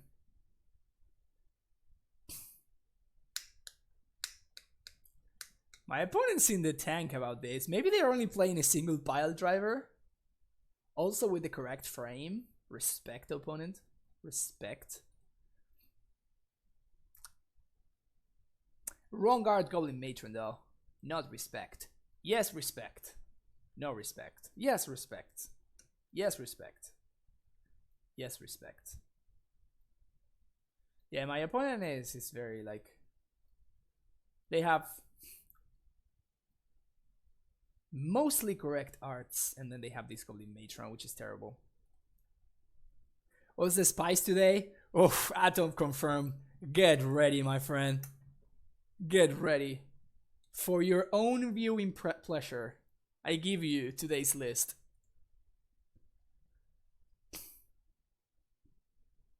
Yeah, except that it's not foil. This one's foil. Also, now there's a new foil printing, right? Like the foil printing that actually makes these cards legal. Uh-oh. Uh-oh. Oh no. We're gonna get punished. Oh no. Oh no. 1, 2, 3, 4, 5, 6. That's not lethal. No, it is lethal. Never mind. Yeah. Why did it take them so long to find the lethal line? Womp womp. Would Prime Time have saved us? Real question, actually. Maybe not. Well, we could have gotten Ballista. Ballista would have saved us. Ballista was like the best possible line, I guess. Alright. Dragon Lord couldn't get there. Oh, actually, yes, we would have been able to... If we had drawn the finale instead of the Dragon Lord, we would have won the game. Because we would have been able to finale for over 10. So, yeah, so the Dragon Lord literally lost us the game. Worth it. The Dragon Lord was worth it. Alright, next. Yeah, we're definitely submitting the Dragon Lord again. Nothing like shooting yourself in the foot to try to win the last game of the league.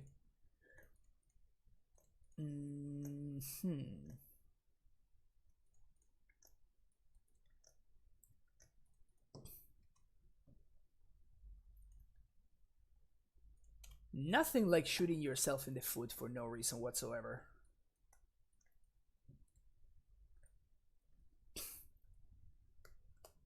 I know. I should have called for Ojitai.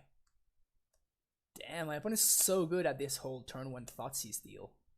Probably taking the Wacky Bee here.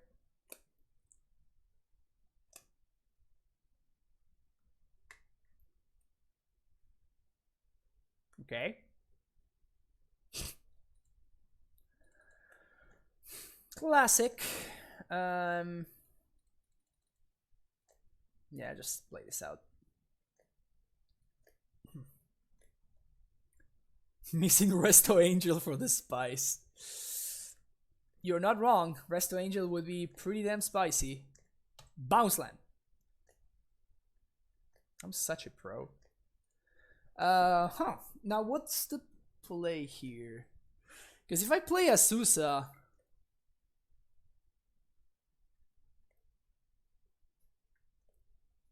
I think the play is actually to just pass the turn.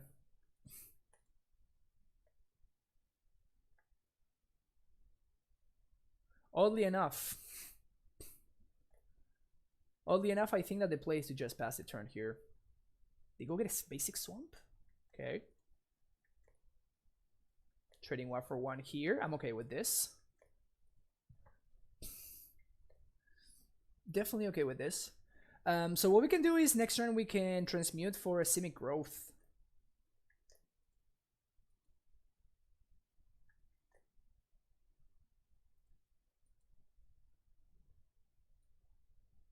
Oops.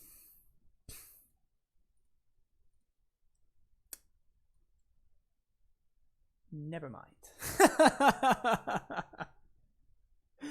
Never mind.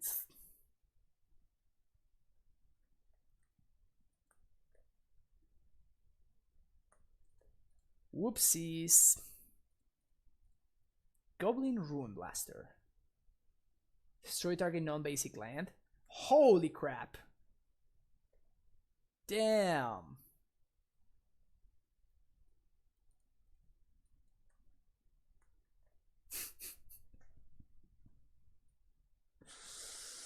We're gonna lose. We're gonna lose because of Vojutai. Oh no. We're totally gonna lose because of Vojutai.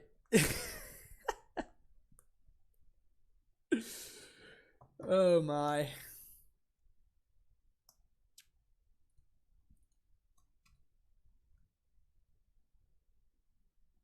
We're living the best of all possible worlds.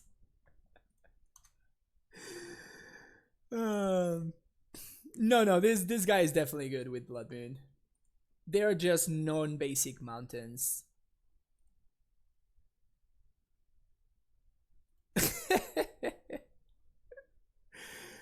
Oh my. Oh my. Here comes the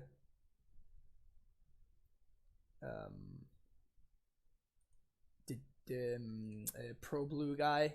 Can't remember the name. Slang Gang. Do they have the land?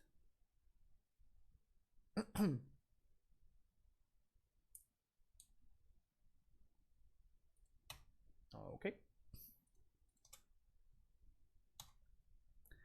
So we can gain a couple life here. Not gonna be particularly relevant. Basic Forest or Path to Exile. All right.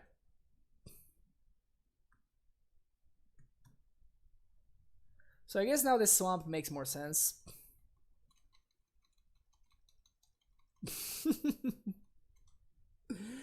Also, why is my opponent not playing the Krenko? That seems so much better than this guy.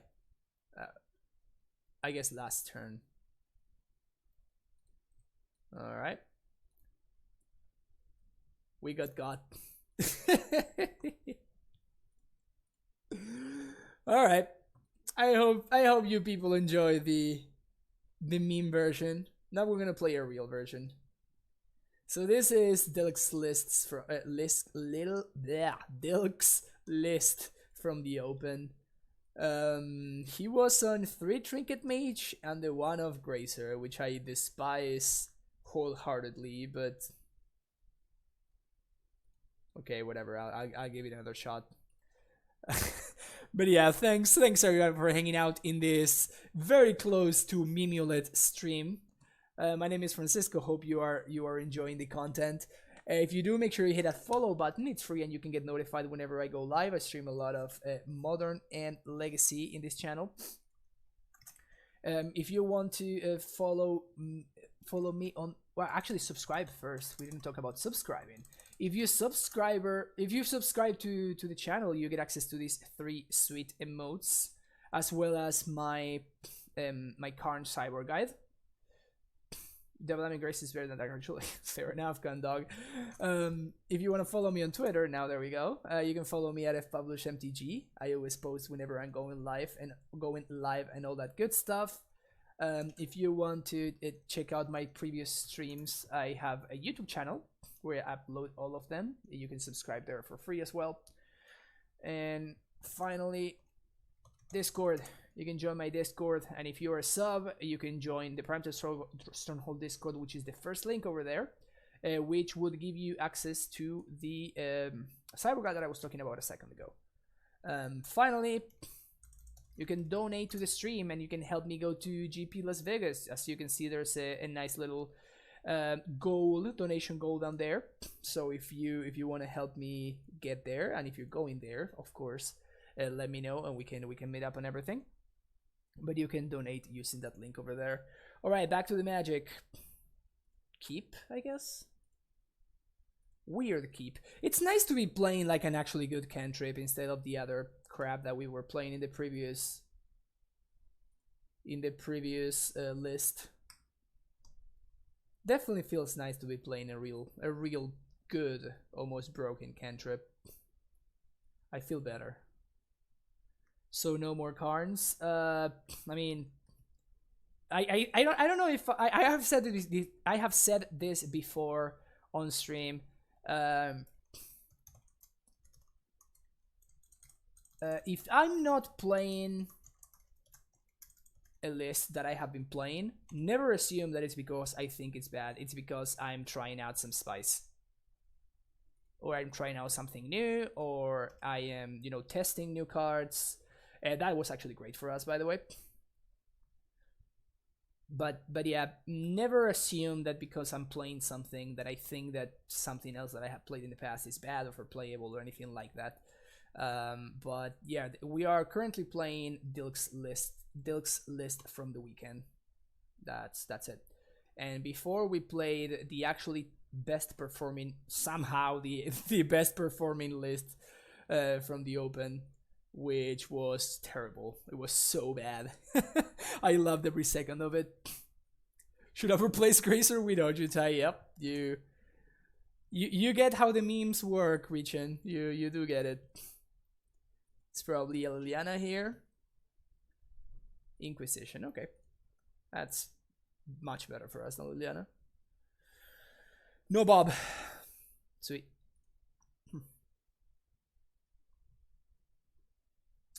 So this is basically like a blank piece of cardboard we just drew.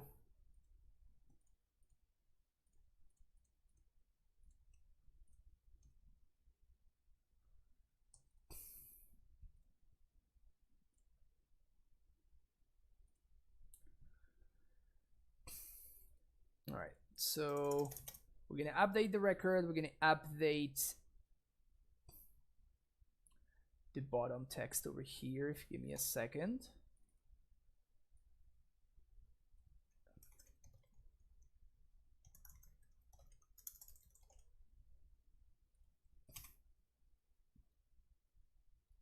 Alright, that's not bad for us. So now we get to my opponent stepped out, so we can actually, we don't need to take 4 from this go if we just trade for 1 for 1 and be happy with it. And let's update the Stream Decker actually.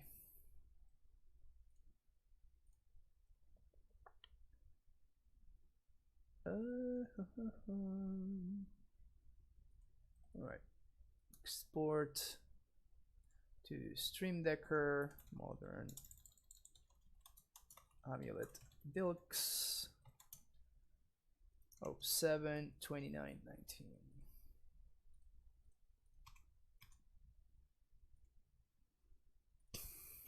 Updating Stream Decker real quick. Oh, we take 3 from this Blood Red Elf.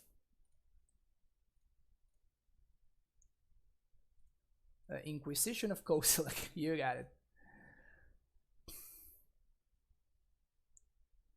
Amulet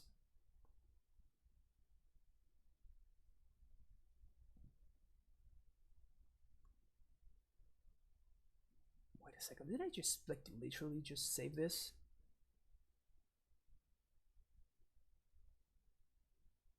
Oh, this is weird.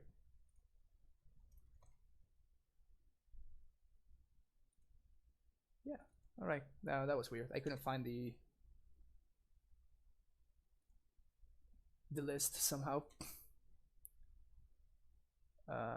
Okay. So let's see if this is updated. Prime time.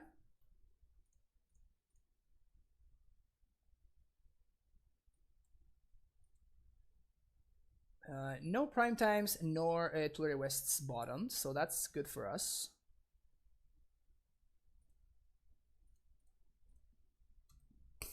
Now we pass the turn. So did my opponent just like minus the Ren?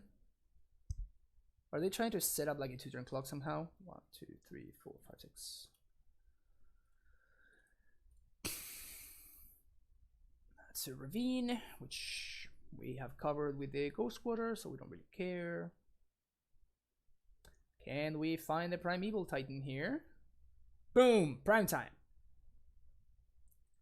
Not it.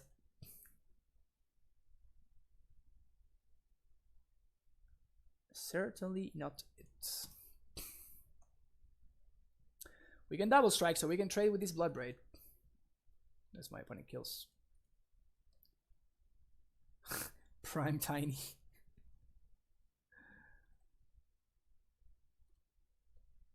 Alright, prime time off the top, please.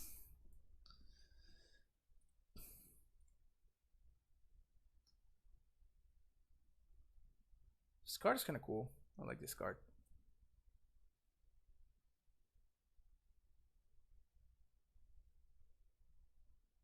Please don't have a second Bloodbraid. Please don't have a second Bloodbraid. Okay.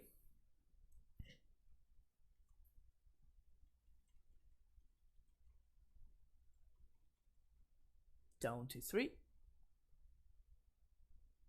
Oh. I guess that's the same. Wasn't getting there anyway. Alright. Jund. Yes. Yes. Yes. Yes. We can take out Cavern. Bye-bye Pact. Take out Summoner's Pact. Trinket Mage is great. Scouts out. Sweet.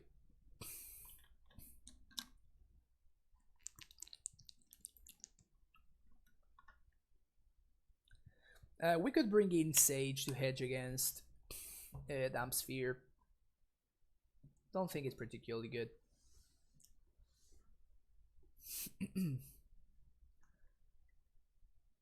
So hopefully they are on Jerry T's list. And Jerry T was playing no Fulminator Mages, no Blood Moons, just basically no hatred for big mana. So if they are on Jerry T's list, we might have a very easy time against them. If they are on the list that ended up top 8ing, then we're probably in a little bit more of trouble.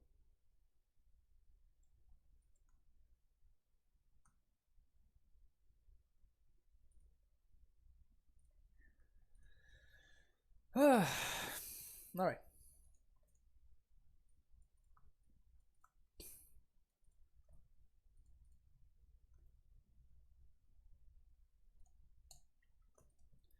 I really hate mulliganing against Jund. But what I really like about this hand is that it lets us play around Fulminator, and first of all, this card is not very good against us, and it lets us play around both Fulminator and Assassin's Trophy very effectively.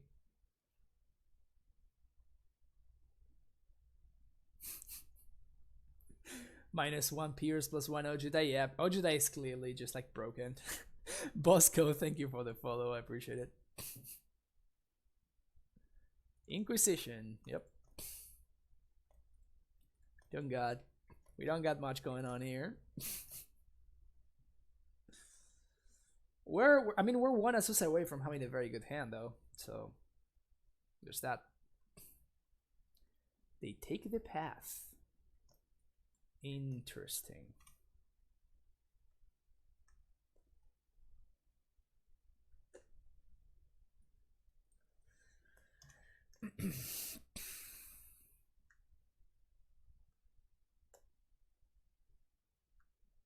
Again, playing the Gemstone Mine there because I'm playing around Fulminator. I don't want to expose one of my bounce lands.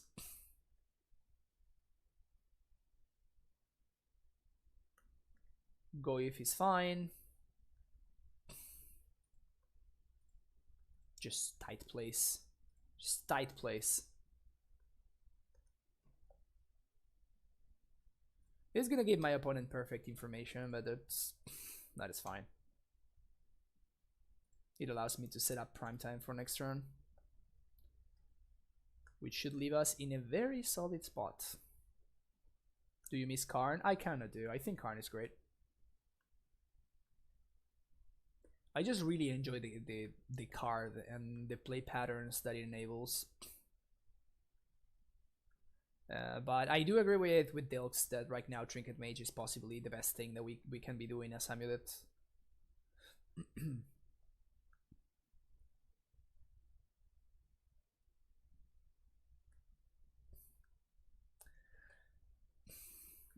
I didn't play around Inquisition, which is probably bad.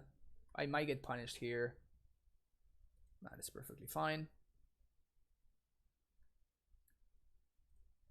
Don't Inquisition me, bro. Alright, sweet. Prime time.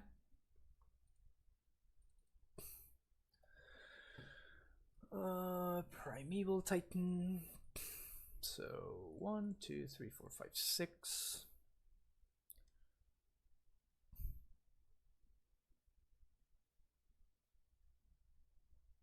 I don't think I'm going to be playing around Damsphere here. I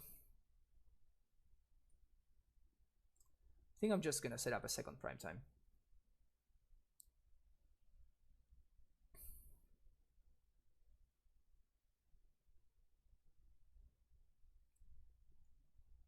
Yeah, so T-West Calendar Garden is going to be my pick. 1, 2, 3, 4, 5, 6, 7, 8. So here comes the Assassin's Trophy. Nope. Okay. Good stuff. My opponent attacks, definitely not blocking.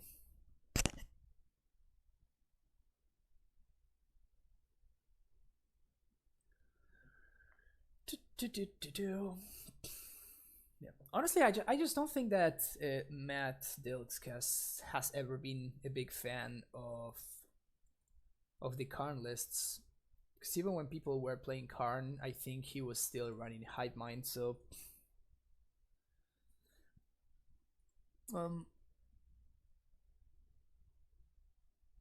actually I'm interested in 2-for-1 in my opponent here. Bosco with that Twitch Prime subscription, thank you so much for sharing that Twitch Prime love. Thank you for the support. He was on record saying that he doesn't like Karn. Yeah, it's possible. Oh, okay. So, yeah. We resolved their Primeval Titan and we won the turn after. Sounds correct. Sounds correct.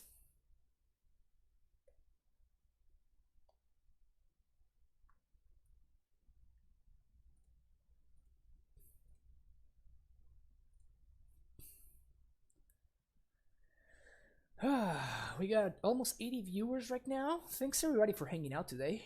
Very appreciated. Hope you are enjoying some Amulet action. We're playing a good list now, unlike unlike the previous league. We're actually playing a very well built list. So now we're winning. Ooh. Yeah, keep this one. Opponent kept 7 too. They kept 7 with no discard spells. Interesting.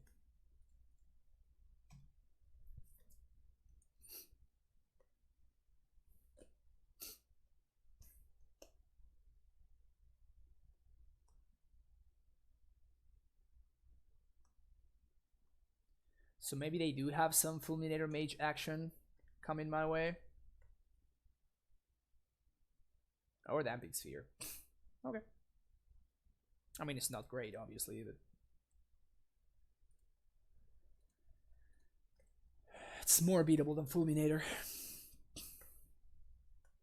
We're not playing Rex Sage currently. And unfortunately, we cannot cast this Trinket Mage. I am strongly considering running out these explosives on 2.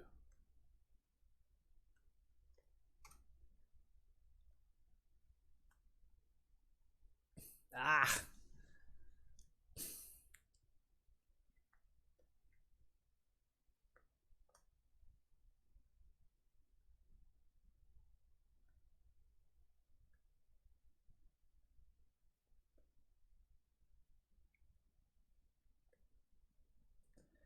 So if I play out this second amulet,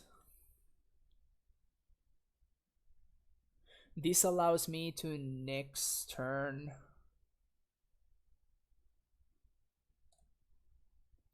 so now this allows me to next turn play explosives on 2 just the same. So I guess I'm letting this go. And if I am lucky enough, my opponent will astrophy one of my amulets.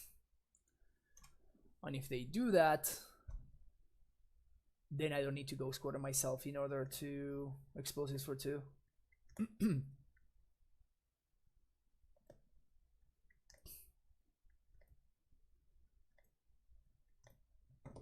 It's definitely looking good for the home team. Oh, they're gonna trophy me now? No? Okay.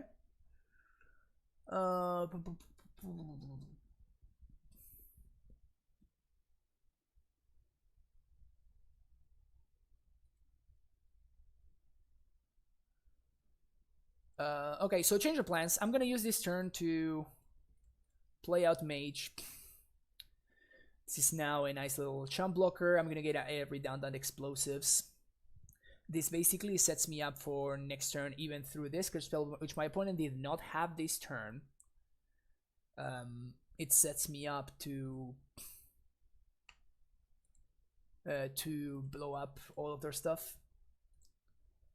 So unless they sack Peatland and they top deck discard into discard, we should be able to blow up their entire board, which should be pretty solid for us. So things definitely looking good. My opponent overextended into these explosives.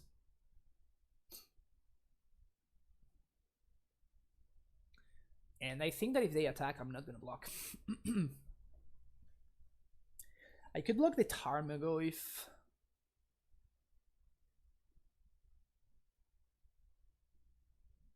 Because blocking the Tarmo effectively means that they will like need to do something.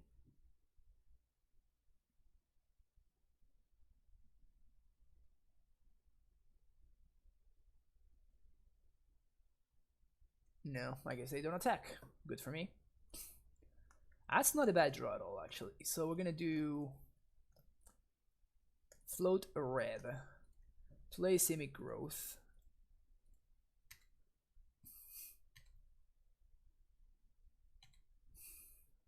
bounce this, red white explosives for 2, pass the turn. No need for me to attack, no need for me to do anything. And now I have prime time set up for the following turn. My opponent not using their mana is so good for me.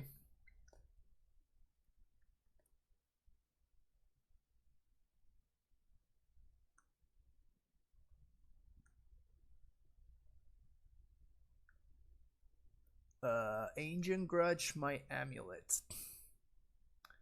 You got it. I have no idea why they didn't do that before. You need to crack that mire if you want to flashback that Grudge, my friend.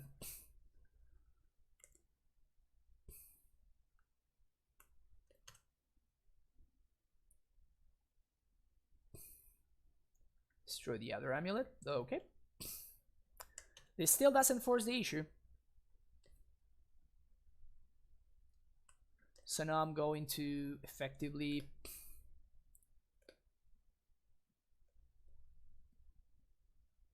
if they have another 2-drop, I just time walk them for free, which is nice.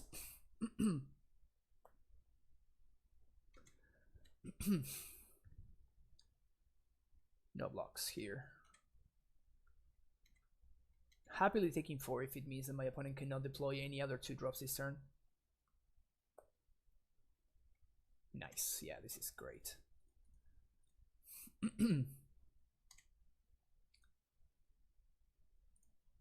So now we get to do our thing a little bit.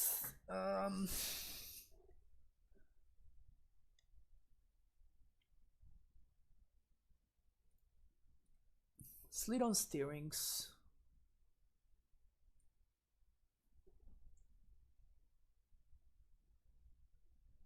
Another gemstone is nice. It's another untapped source for us. We already have 2 prime times, so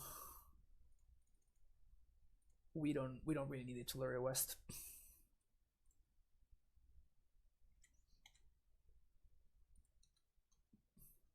Do you think this is one of the better amulets right now, or is Karn better? I think that in the current metagame, Trinket Mage is very, very well positioned. Yeah, I'm exposing this, but I mean, look at this. This is just beautiful. This is just beautiful. You got a Tarmogoyf. Now what? Whatever you have in hand is not gonna be enough for what's coming for you next turn. 1, 2, 3, 4, 5, 6. Yeah, this is game over. And you see why I was happy to take that damage over there. And again, this is going to be another match that Field of the Dead is going to seal for us. But it is going to be pretty much unnecessary. So Field of the Dead and T-West. Sure. Get a couple of Zombos.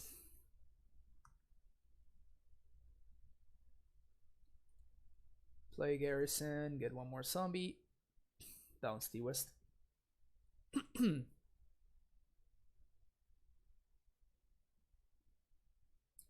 Yeah, so this is what I'm saying, Garrett. It's just like this is completely win more right now. This prime time is winning the game, is not this card.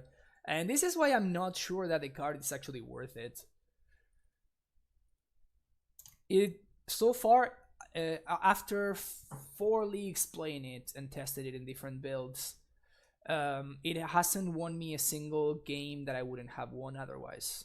So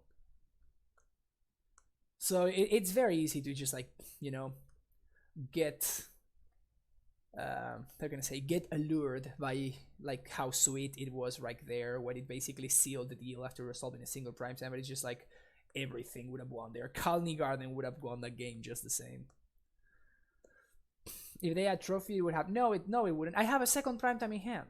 Like, even if they have trophy, so I'm not wrong. I'm definitely correct. It doesn't do anything. I also have a Tularia West, so I have a 3rd prime time as well. They are not, because you might see to imagine situations where you wouldn't have. Yeah, so but that's what I'm saying. Of Holfi. I don't know how to say it. So I still have Tularia West to transmute. I have another prime time in hand. So that Primeval Titanic could have gone like double a T-West, and with all the stuff that I have in hand, that would have been just better. For a second, let's picture this hand. where a Royal Gracer, instead of being this terrible card, it's actually a Coalition Relic.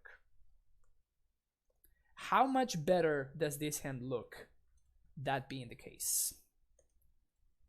To the point where I'm very close to mulliganing this hand, because it's basically a 6-card hand.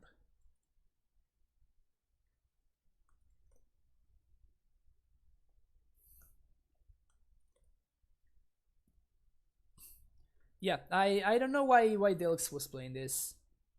I just copied his list, but I've been so consistently disappointed by this card. The thought process might be that you have access to more amulets because of Trinket Mage, so in theory a Royal Gracer should be better. But it's just like, I think this is a mulligan. Like, I legit think this might be a mulligan. I'm gonna keep it for... I guess I'm gonna keep it because I get to like turn 2 Trinket Mage with this hand. But if we don't draw a bounce land, we're gonna lose.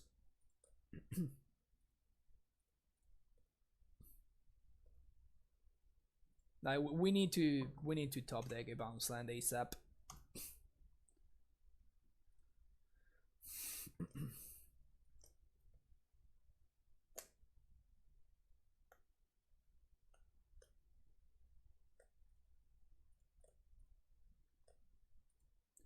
So my opponent might be in an Devoted Druid list.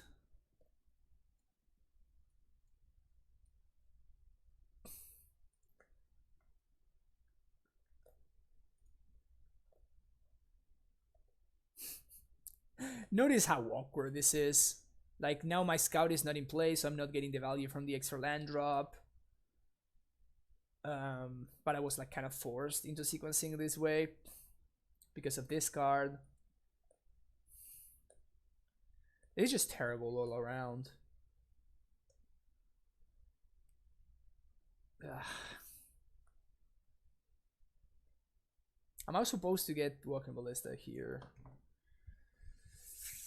Because if we're playing against Devoted Druid,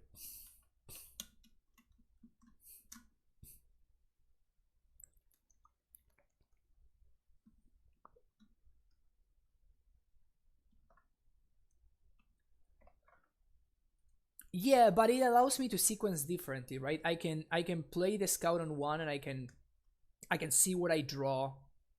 So that gives me more options for the Trinket Mage. It gives me more options in terms of how I sequence my lands. Now we could... I guess I couldn't be Trinket Mage in this turn, so I couldn't Ballista for 2 next turn either, so...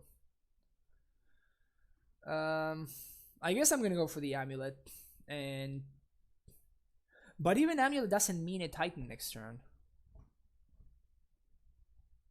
So I guess I'm gonna get Explosives. And hope that I draw an untap source.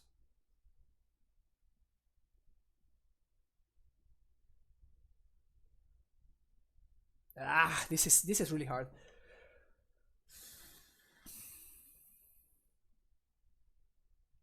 If I get Amulet,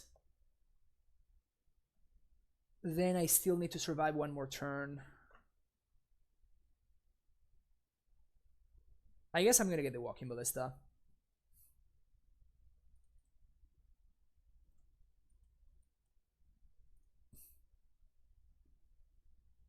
I'm pretty sure I'm just dead anyway. But let's say that I'm playing against like Blue-Green Infect or something like that, then I kind of have a shot.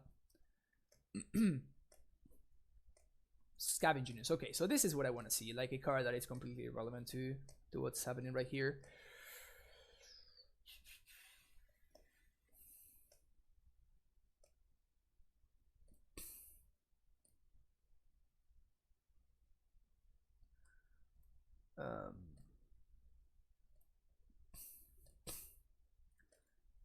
Okay, so we just play out both scouts. We don't really do much, and I guess I might as well attack here. I mean, the Gracer blocks anyway, so... What the hell am I playing against? Is this not a company deck? Have I just been debated into believing that this is a company deck and it's actually like Collective Brutality? This card is not doing anything, so I'm just gonna let them discard it. The only problem is it does grow this goose now. Sucks. This Abzan in 2019. Oddly enough, it looks like it is. Alright. Serve.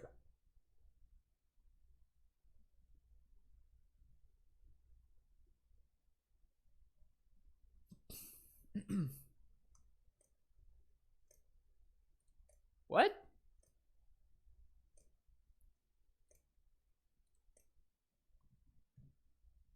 Okay. Sounds good to me. Sounds good to me. Bing.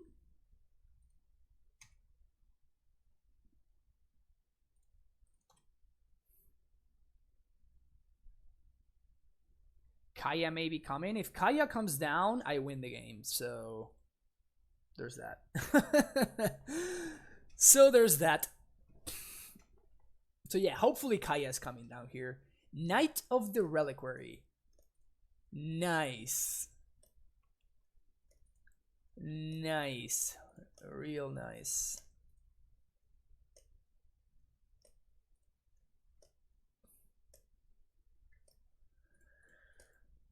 Let's go. This is gonna be a path in response to the trigger.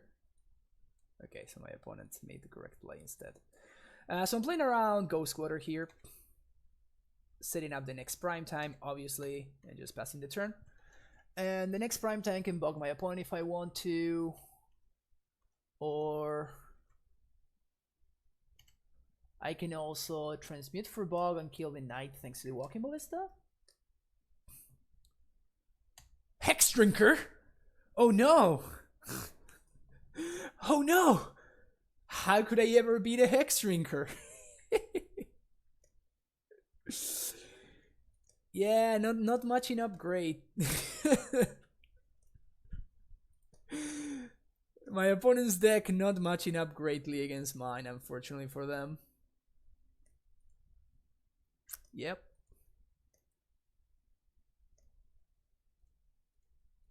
Bing. Time walk you.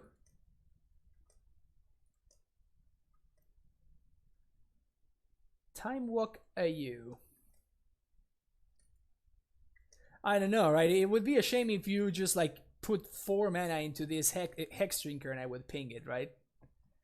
It would be a total shame. So if I get to attack here, then I... Okay. They suck at Forest. Astrophy?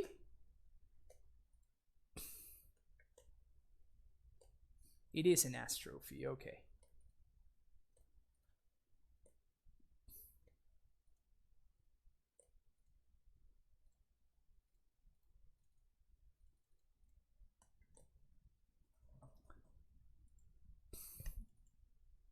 One, two, three, four, five. Yeah, I have like infinite mana here. 1, 2, 3, 4, 5, 6.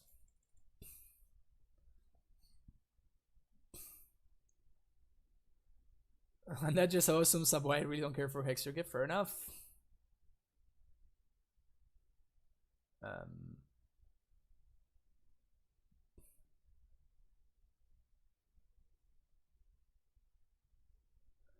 Can't imagine how you don't think this. If you don't think this, swipe out a tuner list ever. Wow, I kind of lost where the conversation was going. Yeah, sorry, I have no idea what you guys were talking about right now. I got focused on the match, and I'm like, what's going on now? Feel like I'm missing out. Yeah, we're looking very good here. If this prime time ever gets to attack, that means that I'm going to be... Oh, I actually messed this up. I should have bounced the bounce land. Oh, Lingering Souls. Unbeatable. Lingering Souls, completely unbeatable. Yeah, things not looking great for my opponent. I guess the best thing to name would be human. So I don't need to use my blue sources to play a Trinket Mage if I find that. I'm still gonna be using this to tap though. There we go. Yeah, this is over. So I can transmute for Pact of Negation here. That sounds about right. 1, 2, 3, 4, 5. Yeah, so transmute for Pact of Negation. Cast another Primeval Titan.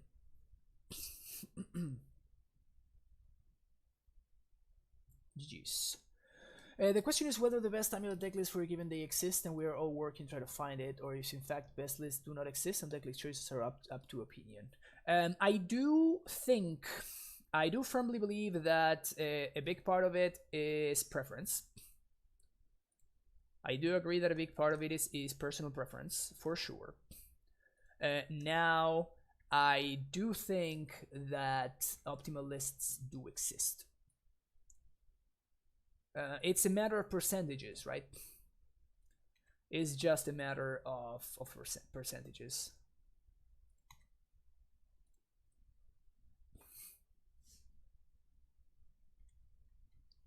If my opponent has multiple Ghost Squatters, we might be in trouble. Like if they have 3 Ghost Squatters and they deny me of like blue mana to transmute. Another Hex Drinker, unbeatable. This exists, but I don't think there's a globally optimal list. Any given event, even events happening at the same time, will have different optimal lists for the event's unique metagame. I mean, there are optimal lists for what you expect to face, right? And that is just like how things are, right? Like you might expect to find more of this deck in a given situation. You might expect to find more of this other list. It's a matter of percentages. Like right now, for example, you can very safely expect to face a lot of Hogaak because everybody is trying the deck and everybody's trying to figure out whether the deck is busted. Spoiler alert, it is. So that is kind of like the situation. Like we're looking at, you have more chances to find that deck than you are to find any other deck, and the question is whether you think it's worth to try to like aim your deck towards trying to beat that deck, which is going to cost you percentage points against like other decks, basically. Now that is the part that it's up to debate, basically. 1, 2, 3, 4, 5, 6, and it's tough to talk about this while playing a game of Magic.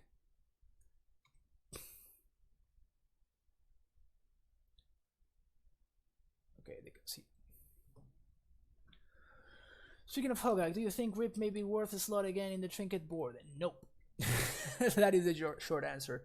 I don't think that Rest in Peace is a good card in Amulet.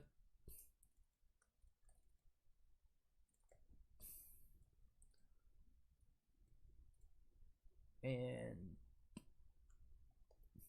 yep, there is statistically a deck that you would win a higher percentage than any other classes if you can build all the possible outcomes of every opponent possible. Obviously, it's not easy possible to get that information. Yeah, it's not only not easy / possible to get that information, but that information is not like you're not going to prevent specifically the percentages, and even though they are only percentages, right? Like you might still run into decks that you were not expecting, even if you are, guessing the percentages somewhat correctly. They are still only percentage. So I don't think there's such thing as an optimal list, because otherwise, if there were an optimal list, you would just like win the event.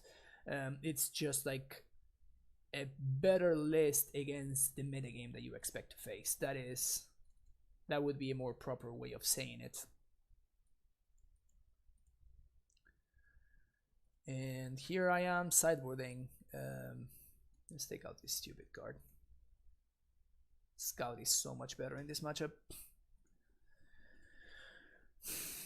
My opponent showed me white and they showed me multiple Assassin's Trophies, so I'm gonna expect Path to Exile from them, and that's the reason why. Ooh. Okay, I like this.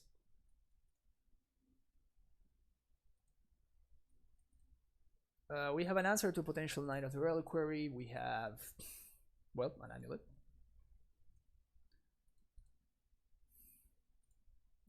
We both start with 7. Yep, not pathing that one. All right, sweet.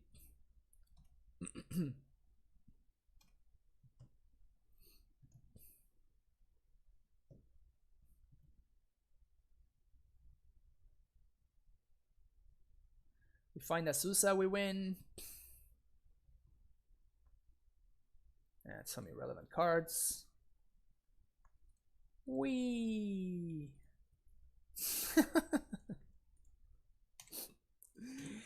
Easy. Easy.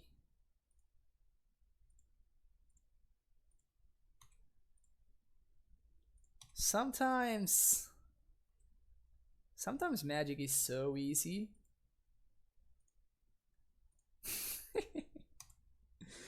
I could double primetime them, but I think I'd rather just...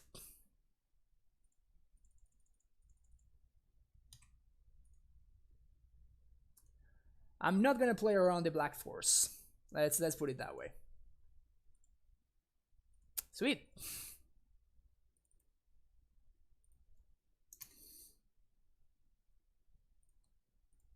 Let's get our turn 2 counter up. Whoops, that's not trend 2. Turn 2. There we go. 17 times. We have turned 2 people way more than 17 times, haven't we?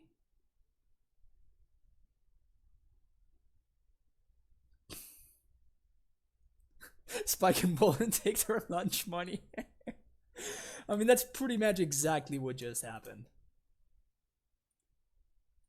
That's literally what just happened. You could metagame for an event and then get there in 2. Those are just facts. Those are just facts that we're saying. What would you play instead of Field in the sideboard? I don't know. I mean, again, it depends on what I wanted to like target. Field is a card for grinding matchups and blue-white, right? So I think that with the triple spell pierces are, for example, they feel kind of like a little bit too much for me. So for example, I don't think I would play 3 spell pierces. I think I would play a split with negates, or maybe even just 2 negates. Is this hand good? It's kind of hard to say. This seems like a hand that I would keep and then just like die without doing anything. The fact that we do have a prime time incentivizes me to keep this, but I can definitely see myself getting punished very grossly here. Hey friend, just arrived from Buenos Aires, love the city. Oh really? Were you visiting? Or what were you up to over there, Boris?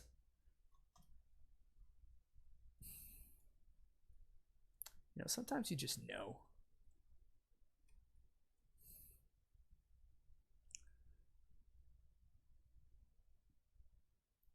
Sometimes you just know. It's up there, just hanging, just waiting for you.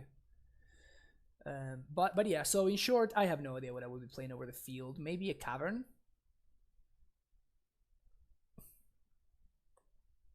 Black green. This Goifo.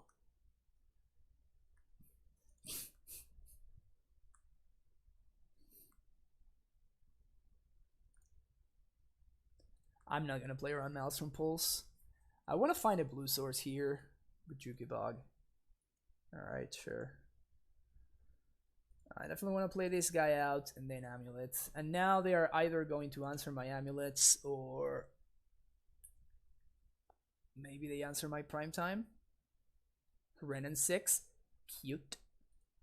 Also weird sequencing for Renin 6. They just showed me 1 card from their hand for no reason. 1 week eating good meat and drinking wine. That sounds like a good plan, my friend. That sounds like a really good plan right there. I have no idea what my opponent is up to. I guess they just messed up the sequencing and they are like holding up. What? They're holding up like Fatal Push?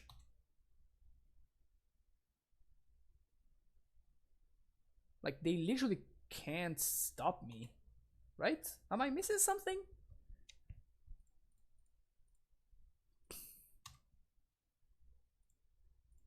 I don't think I'm missing anything. I think I'm just gonna kill them.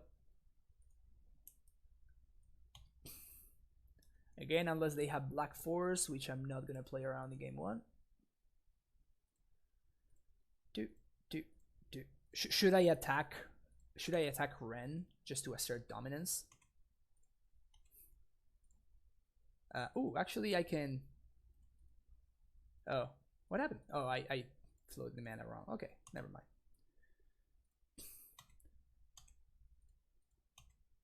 Yeah, let's just kill them dead. Oh, I actually can't. Bad beats. Bad beats. I guess I can only 10 them here. Yeah, I messed this up. I totally forgot that I needed the Sunhome to be in my deck.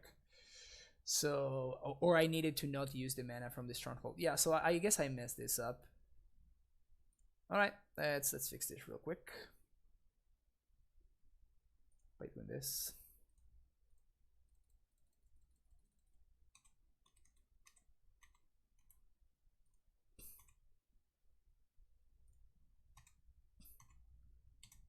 So Tenya.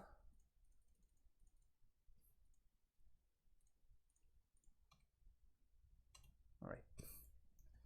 We're gonna win this game. It's just gonna take us longer now. Yeah.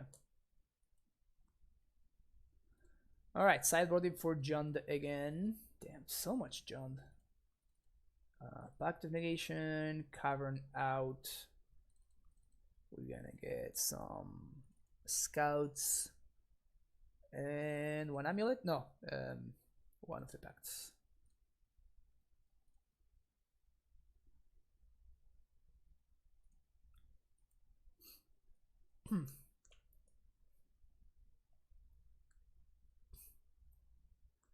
Don't tell me to put Sigarda back in the deck. Such a slut for that.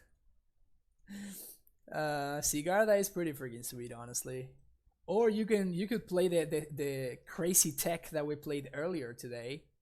The dun dun Dragon Lord Ojutai. Oh yeah. You can let Armor Skull for it, or you can Finale for it. It's pretty sick, huh? Did I miss the list from this already? Yeah, you did. Sorry, Jesus. We didn't do well. To be fair, we memed pretty hard, so we definitely lost at least one match that we should have won if we were playing properly. But, I mean, when you're registering your Jutai in your Amulet deck, you just gotta go for it, right? If you're gonna meme, you have to meme with a capital M. This is a great keep, by the way. Cold X Swim, thank you for the follow. If my opponent doesn't have a Discord spell, we're gonna be in a lot of trouble here.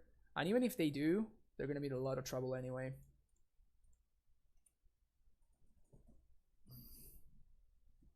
You're gonna Force of Vigor my Amulet? Is that what's happening here? Stay fetch shocked. Nature's Flame? Oh no, Cycle Thicket. But that's gonna be too much value. How am I ever gonna beat so much value from the Renin 6?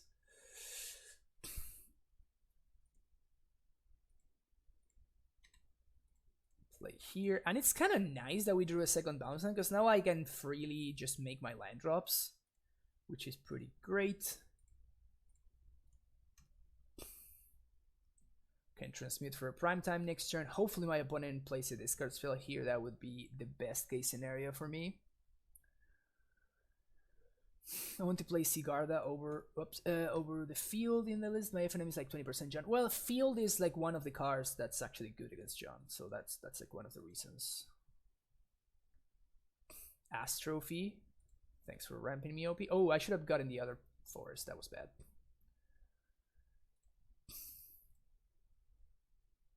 That's a pretty good draw. I think I could explosives here, but I think I'm just gonna get another Amulet just played out.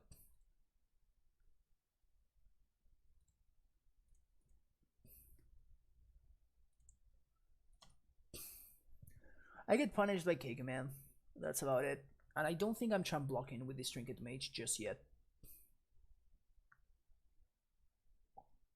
2, 3. Yeah, I'm not chumping here.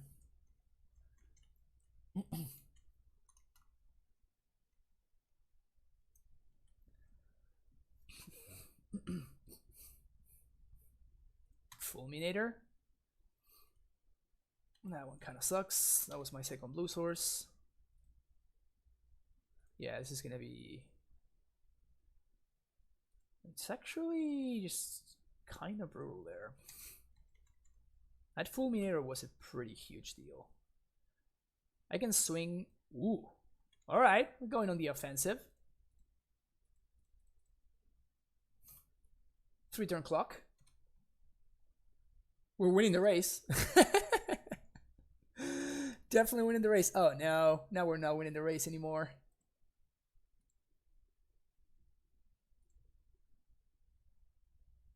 Sick. All right, 1, 2, 3.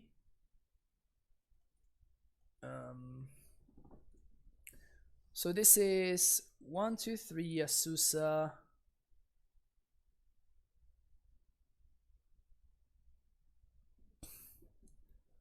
Asusa. 1, 2, 3, 4. So I could explosives on 2 and blow it up. Or I could transmute for Primeval Titan.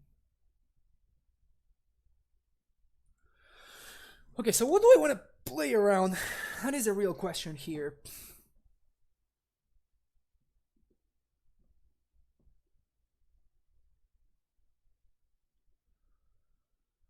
I could also transmute for Ballista, which would kill the Scoos. But that's it.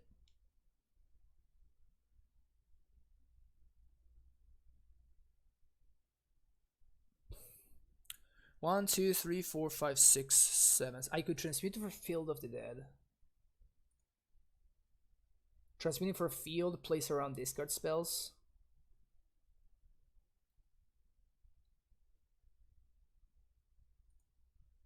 Like it's wrecked by a second Fulminator.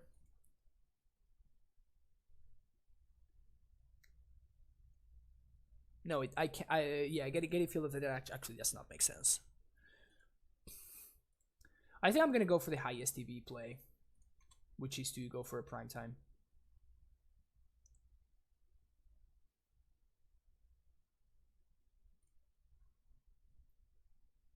So this is 3.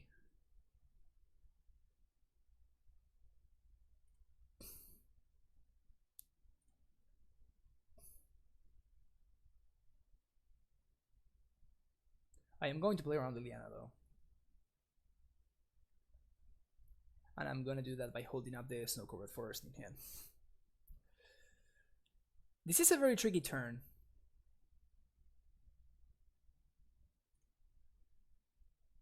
I am 1 mana off prime time. I guess it's more than that actually. Never mind.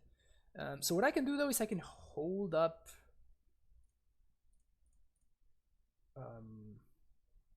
No, I can't.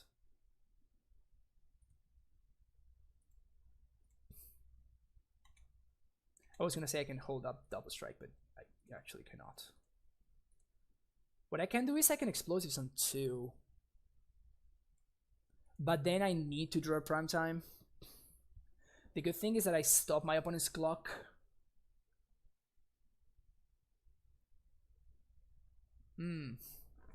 So many tough decisions.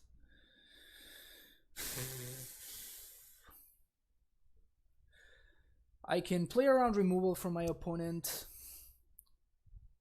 I can play around removal by getting explosives here. Or this also plays around this card. Okay, so I think I'm just gonna go for the explosives. Is the most defensive play.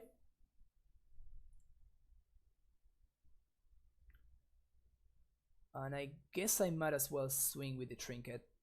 So let's do this right now.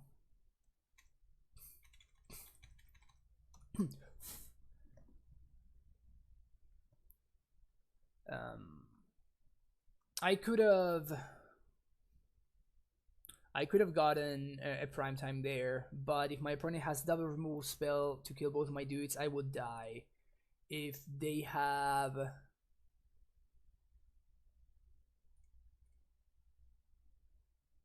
Liliana, I would be also in a tough spot. Like I just have a lot of ways that I die if I go for a prime time. It's definitely like the highest upside play for sure.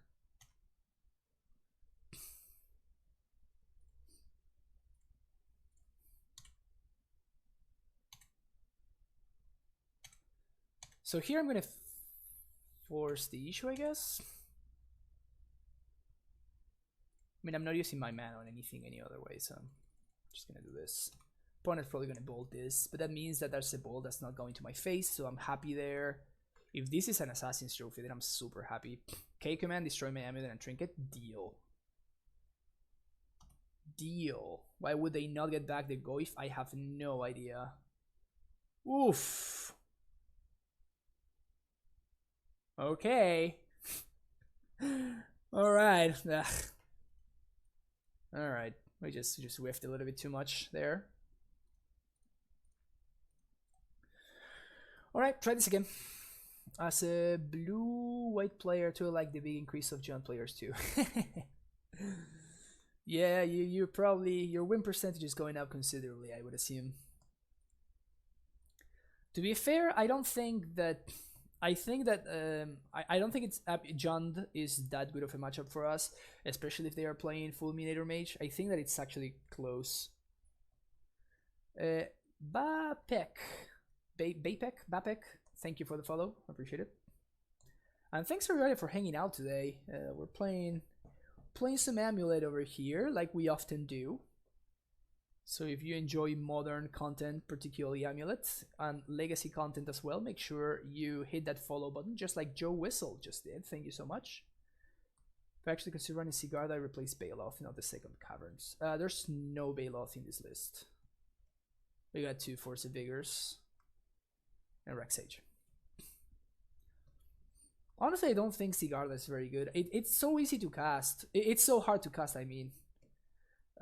Double white with you only have 4, 5, 9, 10 sources is not easy. I guess you can use the Cavern, but Cavern is usually the land that you're siding out. So having double white with only 10 sources is very hard.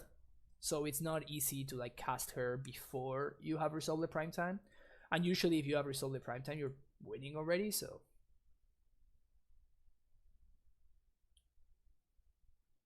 I just don't think Sigarda is a very good.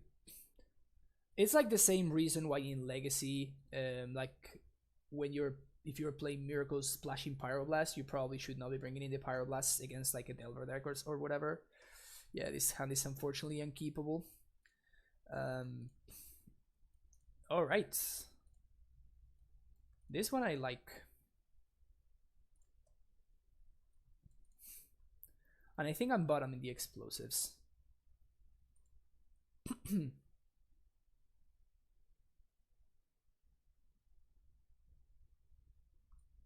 It means that any green bounce land just wins the game on 3.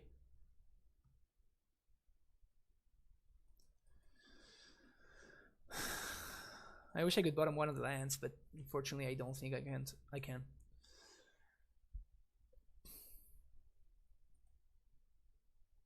It's weird because I kind of appreciate the blue little text there, but at the same time it's kind of weird.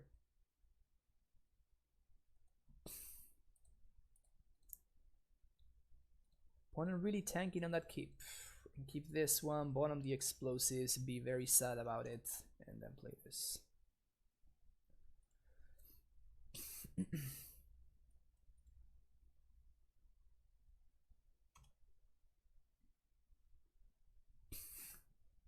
Ugh, they have a discard spell. This makes me sad.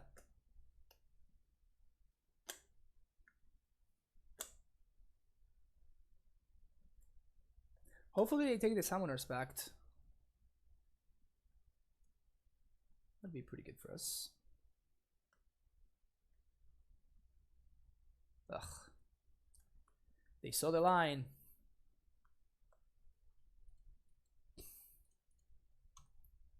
My opponent respecting the power of double amulet, and correctly so. Futsies. Because they just have it all.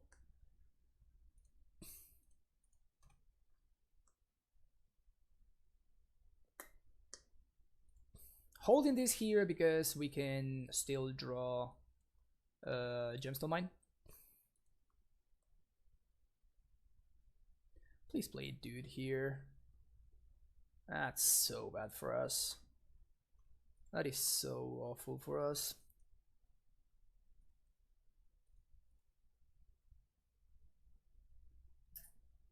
Yeah, this sucks. I need a green source. That's why I'm playing this guy out over the other one. Bye bye T West.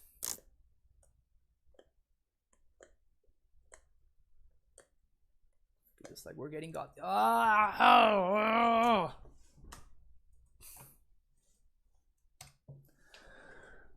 We're gonna lose.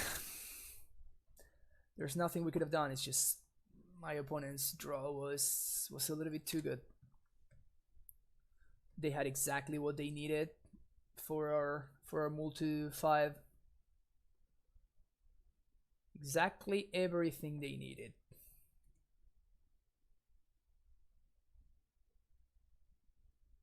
Yeah, we can't beat the Liana ultimate.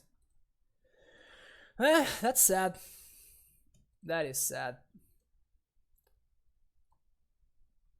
I thought it was a fine keep, but we couldn't beat everything that the double Thoughtseize was just too brutal. Double Thoughtseize into Liliana. If they had had only a single discard spell, we would have been able to get there because we would have held either the Pact or the second Amulet, which would have propelled us forward. Awkward the draw, but it's definitely a keep.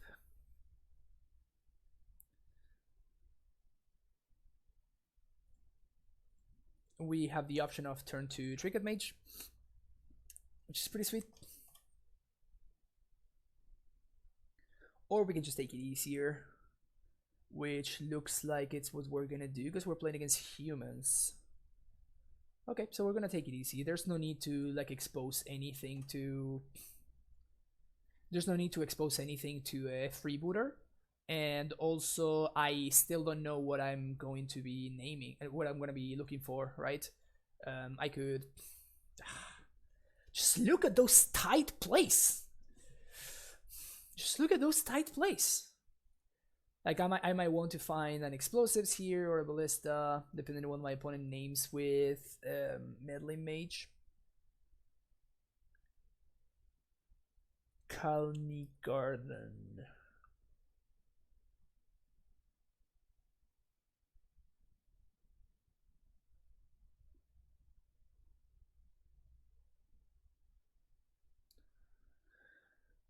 So I think I'm just gonna play the Gemstone and pass here. What's up, Felix? How you doing? If my opponent wants to Meddling Mage the Trinket Mage, it's probably okay with me.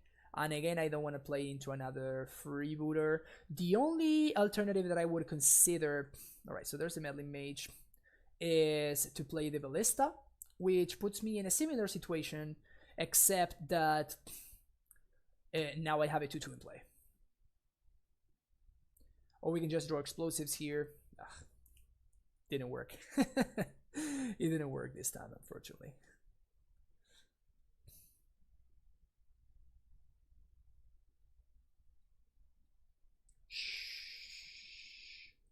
Shh, don't say anything.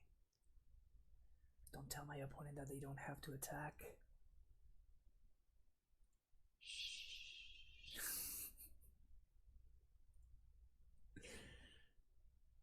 Fortunately not playing Amulet, I think that's good enough versus Gak.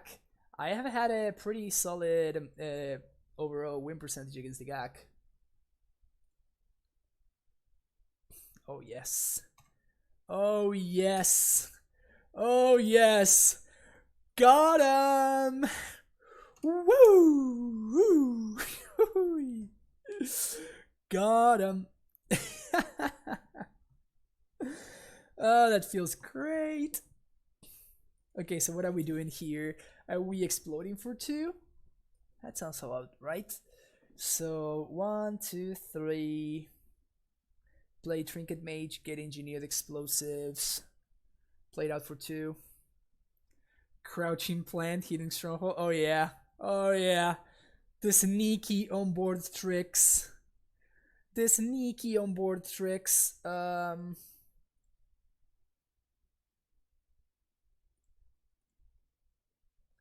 So we Trinket Mage for EE on 2.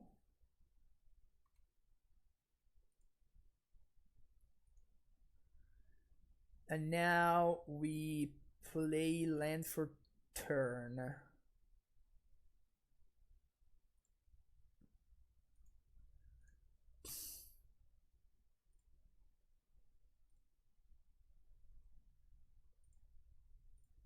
Play Gracer. Play this. We're going to reset the gemstone. Play explosives on 2. Pass the turn. I'm gonna play a big cash tournament on the weekend. At the moment, I am playing Eldrazi Tron.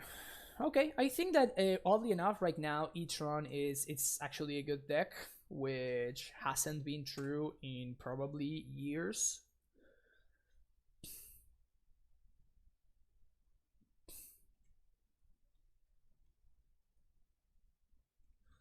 Four, 5.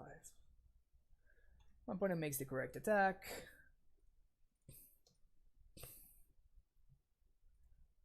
Prime time off the top. Give me that prime time. All right.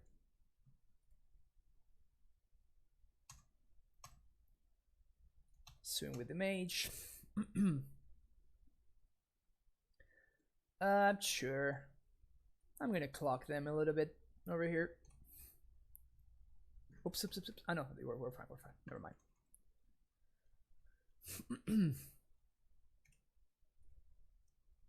Think it's better position than Amulet? Maybe yes, maybe not. Yeah, I could see that. I could see Tron be very well positioned.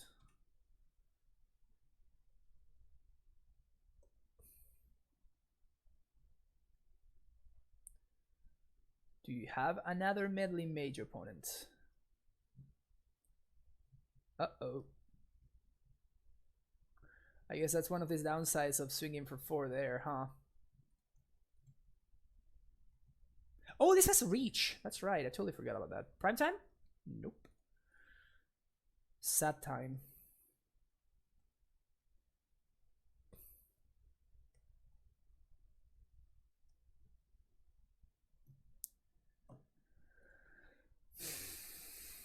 Okay, so I'm gonna reset the crossroads here.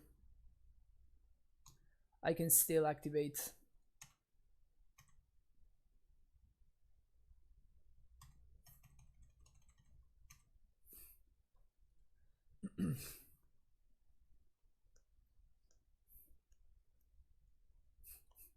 My opponent's cantripping like crazy over there. Another freebooter. Unbeatable.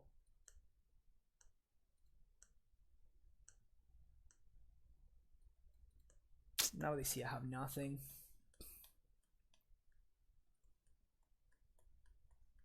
Oh, come on. Give me that prime time off the top. Give me that prime time off the top. Yeah, this is a great attack for us. Man. Stronghold working overtime here, honestly. making my opponent not attack with the Champion of the Parish. So instead we got them with the Phantasmal Image. Slayers, I mean, we're whiffing so hard. And we're still in this game because of this Slayer Stronghold. That is kind of crazy, honestly. That is kind of crazy. If you would play GP this week, which list would you submit? Probably something similar to what I'm playing right now. Except I don't think I would be playing this card. I would play Coalition Relic instead.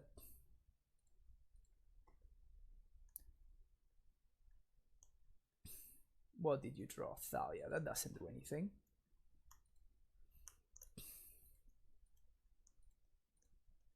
Come on, come on. Give me that prime time. Give me that prime time.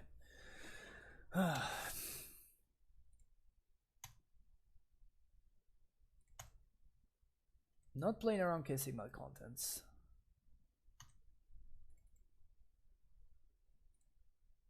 I think I want to continue gaining life here. It's just the threat of activation that's doing a ton of work. With give me a prime time. Come on. So this is a ballista. Is the ballista good enough?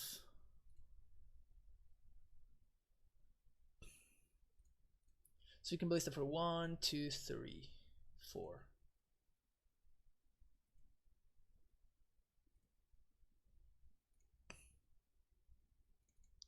I think there's going to be 3. Because again, the threat of activation is just doing so much work for us. I'm going to ping this guy right now. And then we let them untap.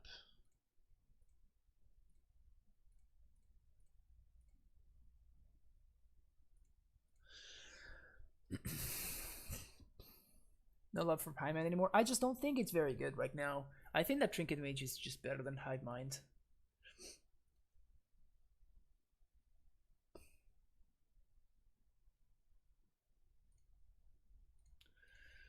So my opponent has a Lieutenant in hand.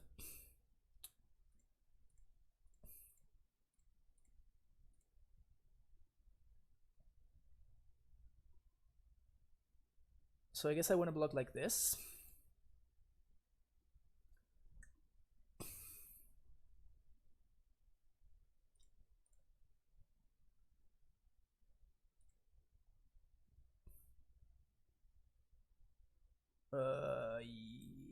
Yeah, down to 4. Trade with the champion.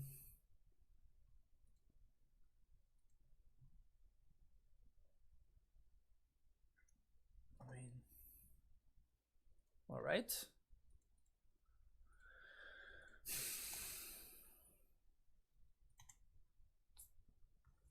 Andromeda TTB, thank you for the follow.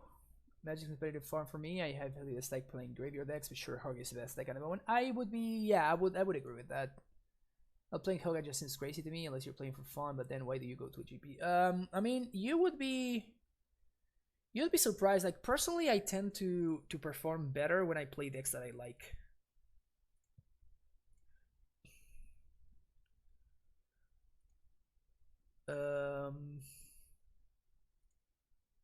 Okay. This is fine. I do tend to perform better when I play decks that I like, and Amulet is by far the deck I like the most. So if I were to play a GP, I would probably play this deck.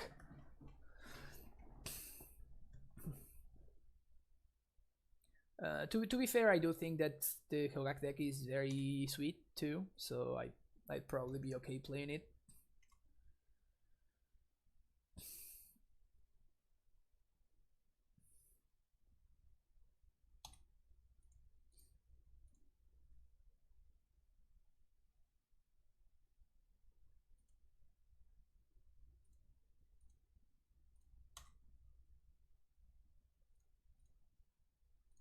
Ping there.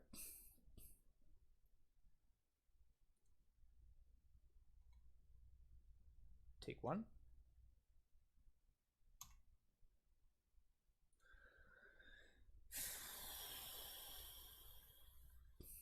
Yeah, I think I'm gonna put a counter here. It cost me my gemstone, which is actually a pretty steep cost right here, but the got there. All right, sweet. Somehow it only took us 11 turns to find the Primeval Titan, but we got there. That was a crazy game. Bye-bye Pact, bye-bye Summoners, bye-bye one Summoner's Pact, bye Bojuku Bog. Scout is actually very good in this matchup. To be fair, Gracer did a fair amount of work right there.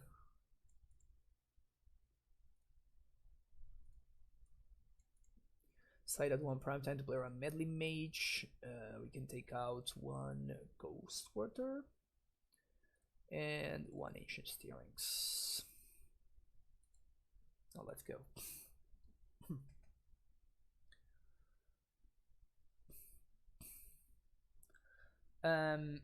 So Ifeno, it's basically the same thing except that putting a counter on the Ballista gives me more options. Like putting a counter on the Ballista makes my next turn better in terms of how I'm going to be managing my mana, and it effectively kills the Mantis Rider as well, because I can just like, you know, I can just, oof, that's a pretty good draw.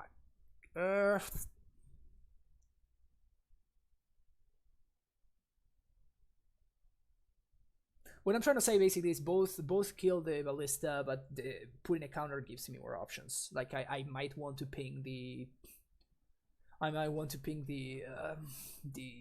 guy, and my opponent might flash in Reflector Mage or something. Like if they flash in Reflector Mage and they bounce my Gracer, I lose the game, and if they bounce my Ballista, I get to kill their stuff in response. So it just gives me more options.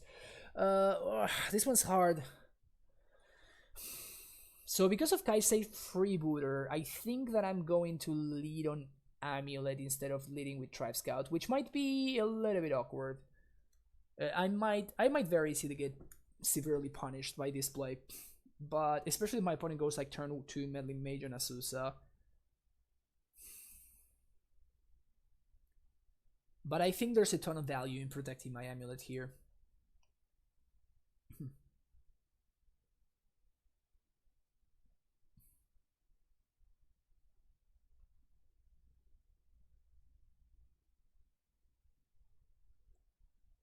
Show me that Freebooter, OP. Oh no, they don't have a Freebooter. Okay, Lieutenant. Lieutenant is fine. It's definitely not the preferred outcome.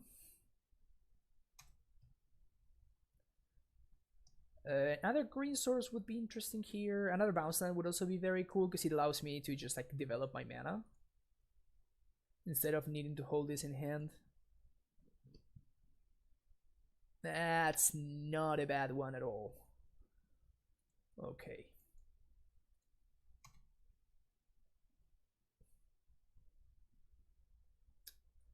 And now that we have two very succulent.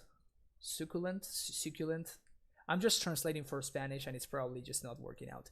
And now that we have two good targets for Freebooter, I think that I am simply gonna play this out and play Scout, which shall give me more mana for next turn.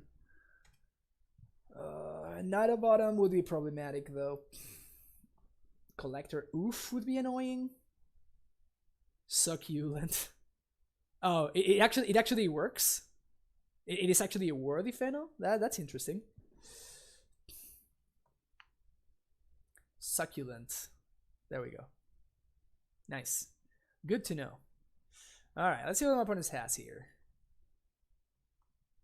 That one is probably good for me, because that's definitely not good enough to kill me. So we're taking 8 here, which is... it's no small amount of damage, to be honest. But... gives me the most options here. Please show me a Ballista. Ballista would be sick here. Second explosives is not horrendous. Alternatively, I could find the Garrison.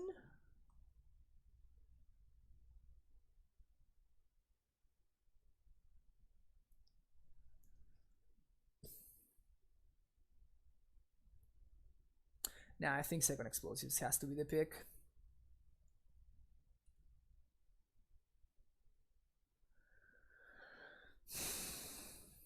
However, I don't think that I want to blow it up right now. Man, with this being Boros, I might have messed up. With this being Boros Garrison, maybe I did want to...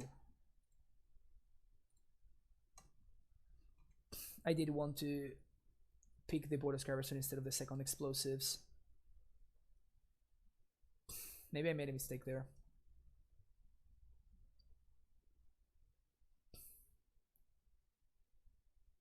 Reflector Mage incoming? Oh, Mantis Rider, that's so much worse. That is considerably worse. Alright. Alright, so this is a chump turn. Again, if we find a prime time or something like that, we're going to win. If we don't, we're going to lose.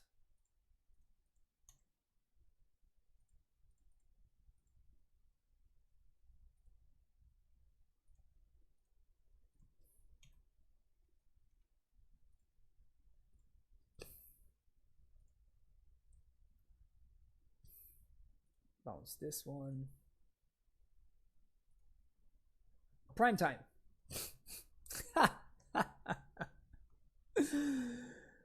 Oh man. Oh man.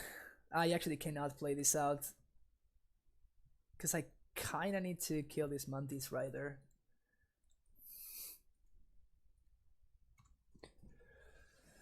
Oh man.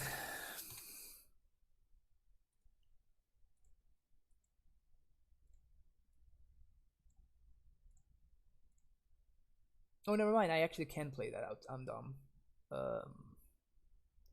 So that's X equals 3. 1, 2, 3. Boom. Play out my other amulet. Pass the turn. We're still drawing live here. We're still drawing live to a Primeval Titan, which should win the game on the spot. Problem is now my opponent is also drawing live, which is Reflector Mage into a 1-drop is going to give them lethal here.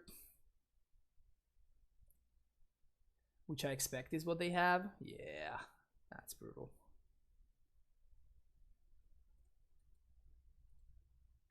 That's sad.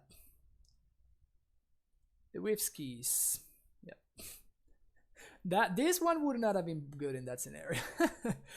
We're doing good, Matty Ice. We're playing the second league today. The first one was terrible. The second one is looking much better, but still, we just whiffed a little bit too hard right there.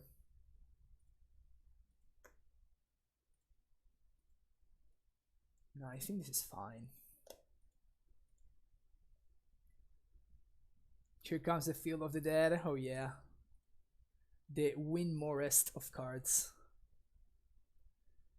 The Winmorest of cards. Actually, I'm going to take out this guy. I'm going to play in the Trinket Mage. Oof. Was I able to do it on time? Nope. Rip me. Rip me. And rip this hand too. Oh my. Alright, I like this. So we're gonna to 5. We're gonna bottom this one, and we're gonna bottom this one.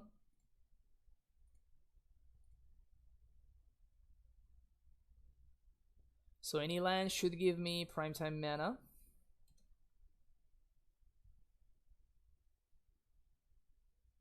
What's up, Chief? How you doing? Turn 1/1 drop. Bad beats. Something.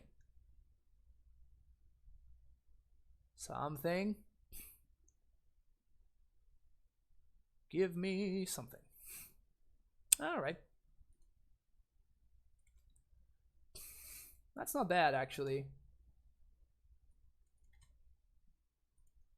It is something for sure. I think I'm going to try to like delay this path the longest possible, because it wouldn't surprise me if this path ends up reading Sacrifice a Creature, Giant Growth. God damn it.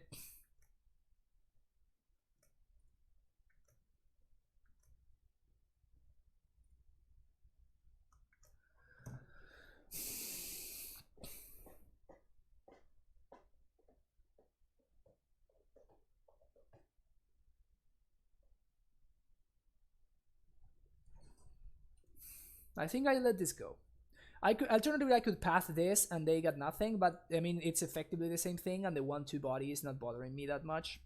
So now I'm basically like forcing them to take the path. The bad part is they know about the Summoner's Pact. Yep, so there goes the path to exile.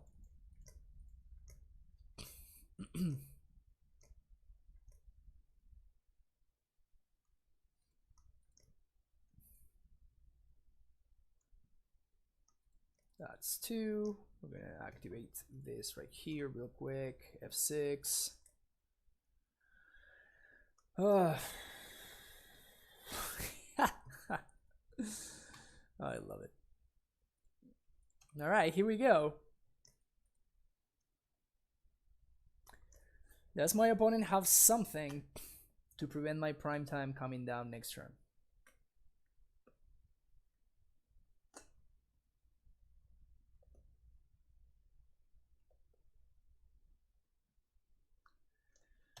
There's an Untitled Mage.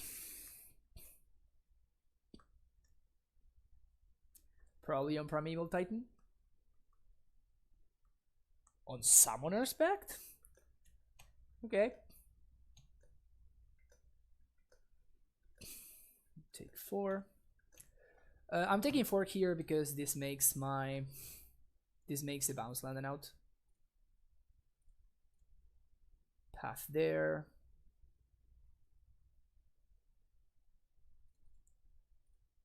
Flash this one in.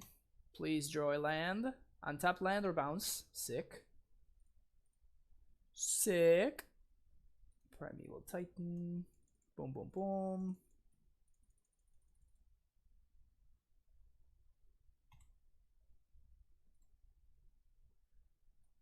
How lucky can you be?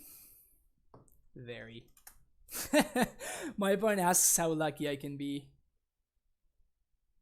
The answer, of course, is very. What now? 1, 2, 3. Only 3 different types of lands. So what do I want to play around? I can play around Deputy. I can play around. We have Damping Sphere covered.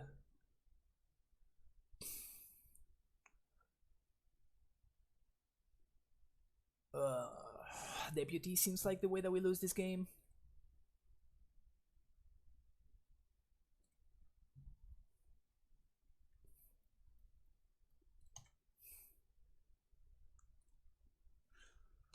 This also, if my opponent goes for Reflector Mage, 1, 2, 3, 1, 1, 2, 3, 4, 1, 2, 3. Okay, so I guess that we get got by Reflector Mage too. When does Field of Dead come in against Control? What else? It's right now it's against humans, and we have it in. We have it in against Control, Jund, Mardu style decks. Basically everything that's like grindy and wants to get to the long game.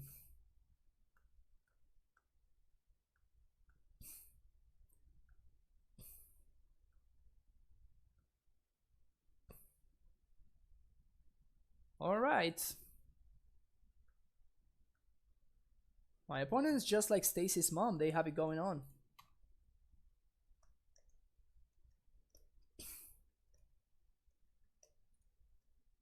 All right, Field is going to be pretty sick here, not going to lie.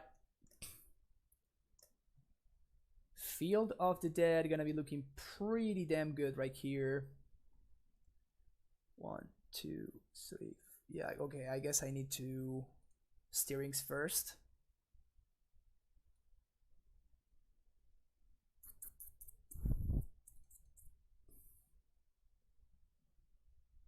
Oddly enough, I think I get this. Because we have Gemstone Mine, Sanctuary, Simic, Boros, right? So I guess, oddly enough, we get the Forest here. Any order. So we get the Forest, and now we get Field plus Colony Garden. That is what gives us the most amount of blockers.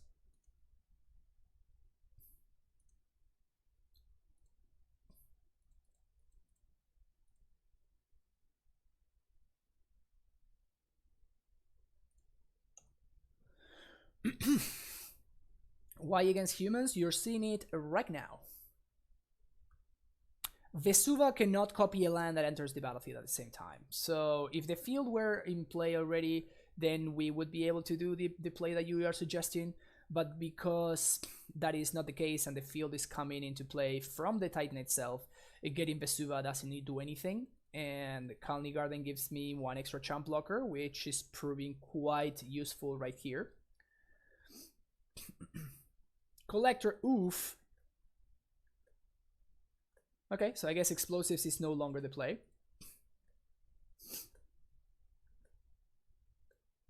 We got no packs to pay for, which is nice.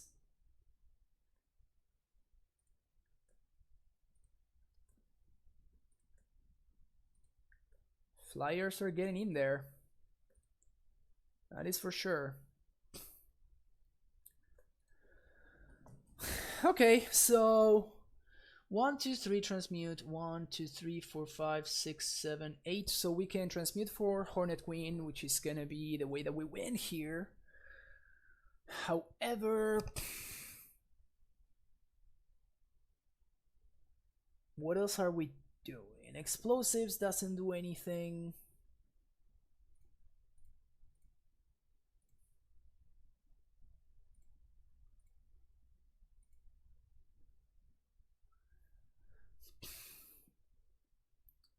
Summoner's Pact.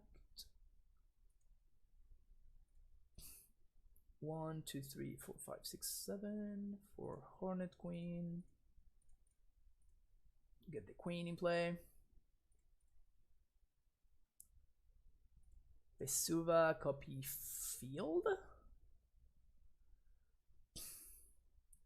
And now we pass the turn. I don't think I'm interested in chump attacking into this guy.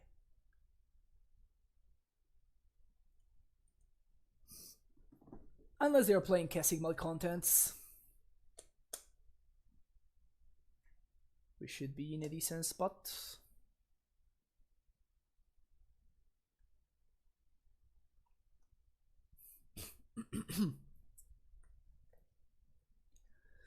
Cycle is good for us.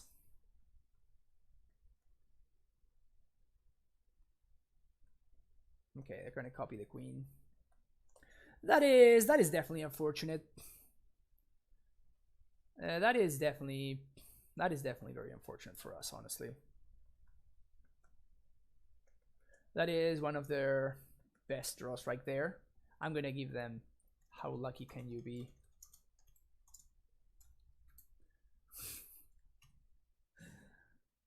All right, tap my lands. That is a pretty good draw.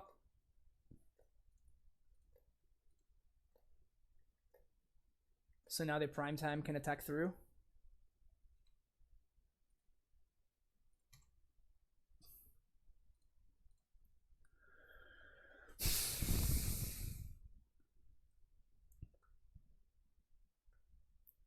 We have Field of the Wing guaranteed. Honestly, we're looking pretty good here now. That was a sick draw though. We kind of really needed to draw that card. We do die to a Deputy though. We do die to a Deputy.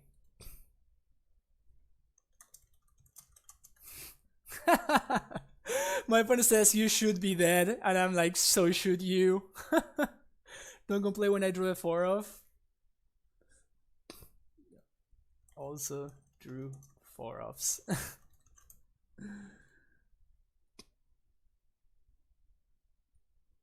All right. So we can get Sunhome plus Stronghold.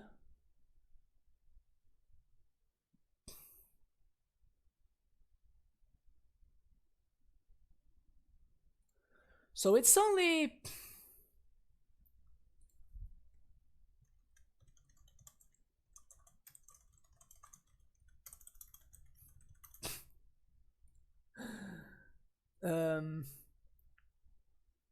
man, this is interesting.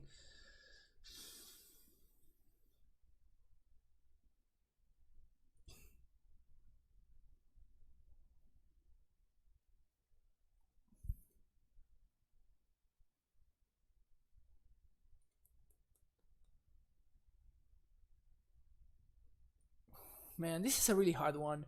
So what do we want to play around?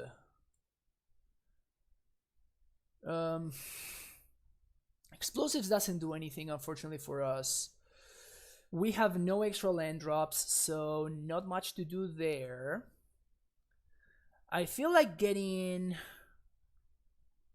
Can I transmute for another prime time? So I attack in, bounce this, use 1, 2, 3 to transmute. I could transmute for another prime time.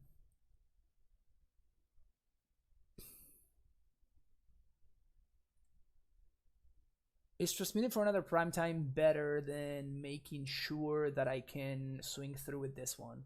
I guess I'm gonna force the chumps here. Well, actually, no.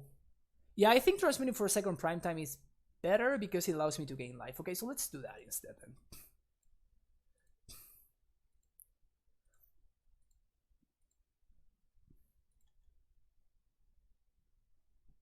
How is transmute bad?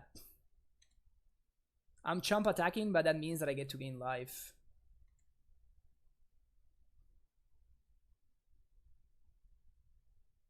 Did I already play a land this turn? Am I just gonna lose because I made a mistake here?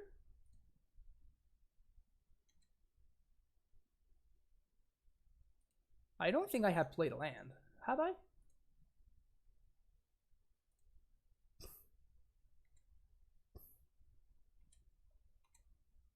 Oh, no, I haven't. Yeah, that's fine. We're good here.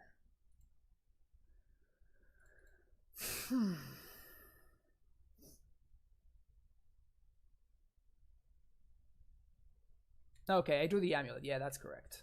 Okay. Alright, so we transmute for a Summoner's Pact. What's going on here? Search your library for a card. I'm choosing Summoner's Pact. There we go. Alright, so now we packed for another Primeval Titan. Cast another Primeval Titan. Now transmuting doesn't really matter, so what I'm gonna do is I'm gonna get Crossroads.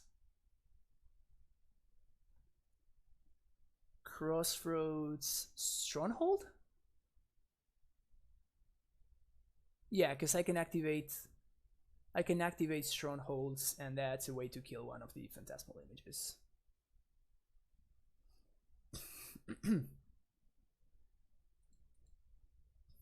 All right. Looking good here. Next turn, prime time is going to be able to swing through, and we are hanging out at 7 with a lot of dudes in play.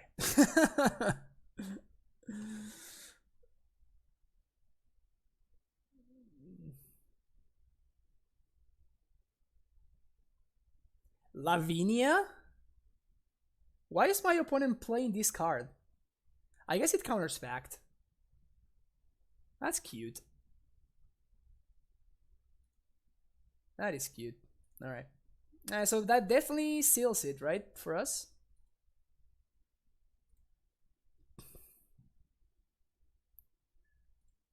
I think that seals it down for us.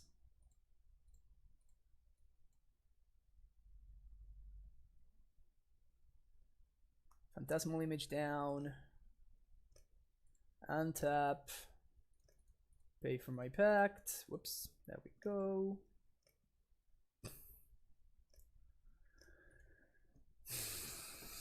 So we have way more blockers than they have way more attackers than they have blockers. 1, 2, 3, 4, 5, 6, 7, 8, 9, 10, 11. So they're gonna block 11, and they take 1, 2, 3, 4, 5, 6, 7, 8, 9, 10, 11, 12. Yeah, so it's gonna be a good old-fashioned right-click attack all. We can kill another image. Yeah, but we don't need to.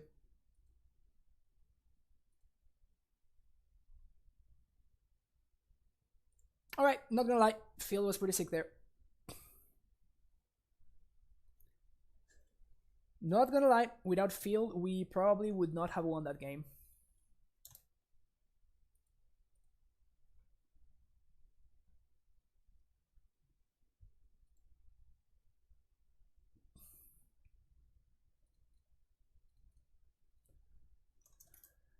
Not gonna lie, field looked solid there. I think there were some very interesting scenarios there, and I do agree that I got very lucky. Like, I really needed to find either a bounce land or an untapped source on that turn. Like, I basically went all in when I passed that Meddling Mage. I've had multiple games like that against Hogaak, Humans, and Eldrazi Tron. I can say that that has happened to me, honestly.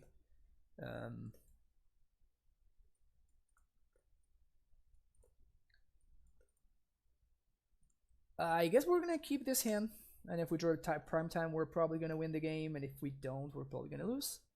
Depending on what my opponent leads on, I'm going to play either Amulet or Scout on turn 1. Guess I'm playing Amulet on turn 1.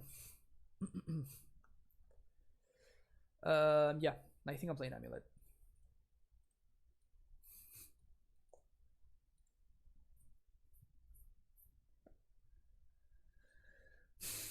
No Eidolon, please. Alright, sweet. Good for us. Nice. Alright, deck's delivering. The deck is delivering. Definitely playing this out, playing Azusa, play this, then play Crossroads. Now we are gonna have 2 blockers for the Gobo, and we are standing at a healthy 15. So I think I like our spot.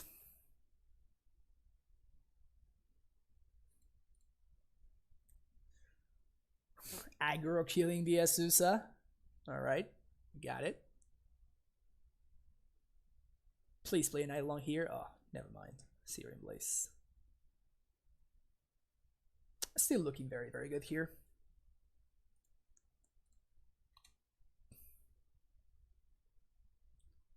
Turn 3 prime time against Burn. More often than not, just good enough. Gonna haste, they just concede. Alright. Playing against Burn. We actually do want this, we want this. Want Sage. And that's it. Ballista out. Trinket out. And I think I do want Gracer here. So let's take out the amulets then. The Trinket Mages.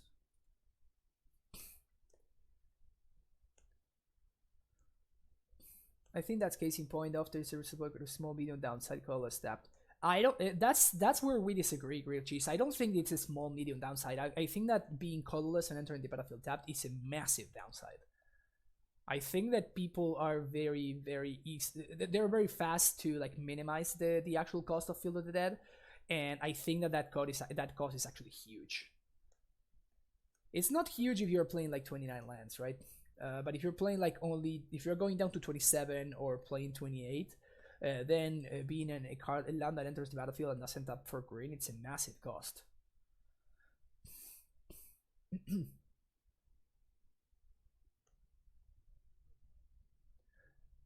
No. I don't think this is a green land. This is a necessary. If Colony Garden did not tap for green, I'm not sure whether we would be playing it. Like, we would probably play it anyway, but again, because I think that this effect is just better than Field of the Dead's effect, because this helps us get to prime time, while this one is only good after we have resolved prime time. In fact, to the point where I have oftentimes had access to primetime mana, but still was not able to trigger Field of the Dead, even though I had access to 6 mana because we play bounce lands, and a lot of them just have the same name, so... Yeah, that's what I'm saying. Like, I would be playing Kalni if it tapped for colorless. I think we do agree there, but I don't think that we agree that like it's better or it's similar. This is probably a mulligan against Burn. There's way too many ways that this backfires. This is slightly better, but not by much.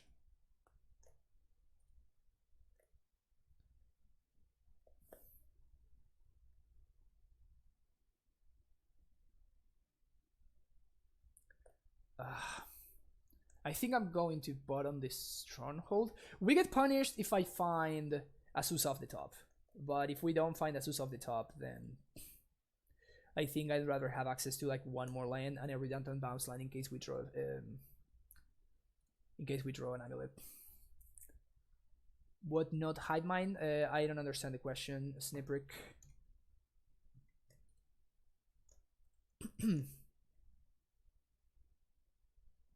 I imagine you're asking like why we're not running hide mine, and if that's the question, it's because I think that that's actually not bad. This allows my scout to be more likely to survive. And the answer to that question is because I think that the Trinket Mage is better than hide mine right now. What is this? Searing Blood? Ugh. Okay, that one was gross. That one was super gross. Yeah, we're not looking very good here.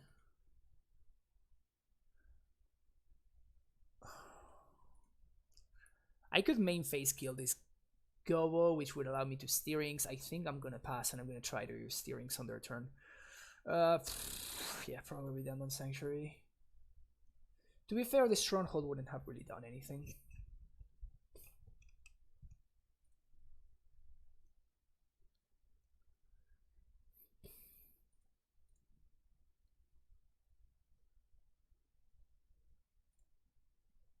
Ancient steerings.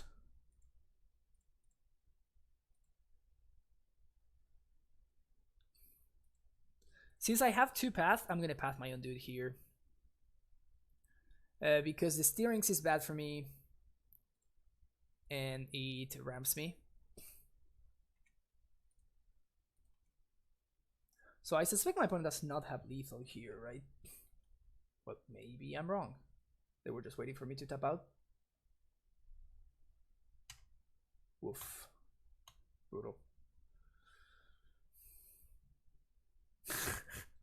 Shuffle steerings, drew steerings.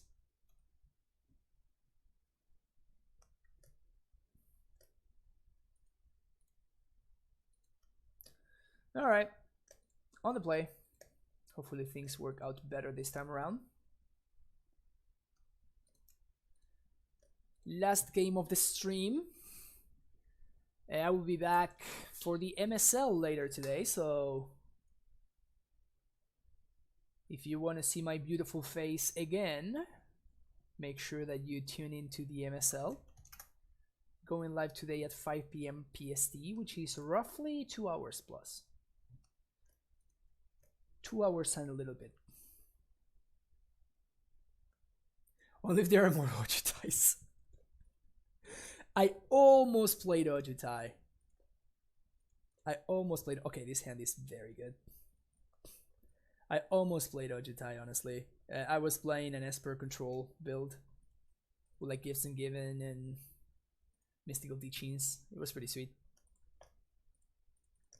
I'm actually a little bit sad that we don't get to play more Singleton. It really was fun.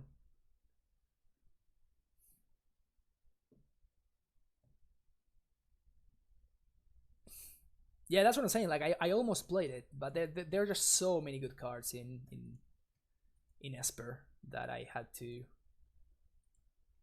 At one point, it had to stop. It was just too much. It's too good.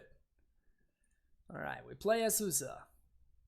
We lead on Ancient Steerings. Steerings into Simic Growth.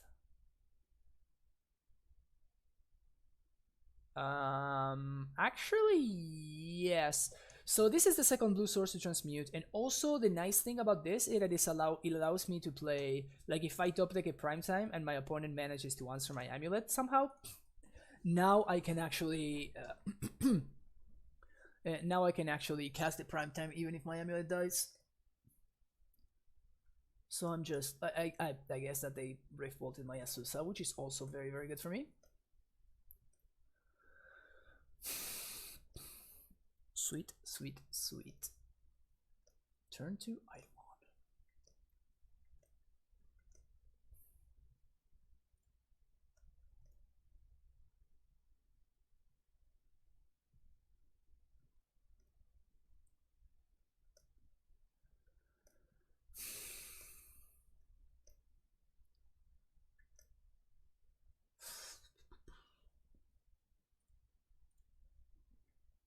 So I think I'm racing here. I guess I'm mini racing.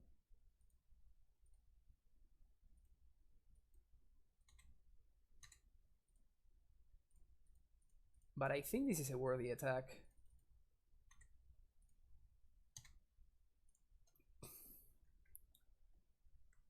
If my opponent blocks, then I think I'm happy. If my opponent doesn't block, I'm also happy, because that means that they are like a little bit closer to dying.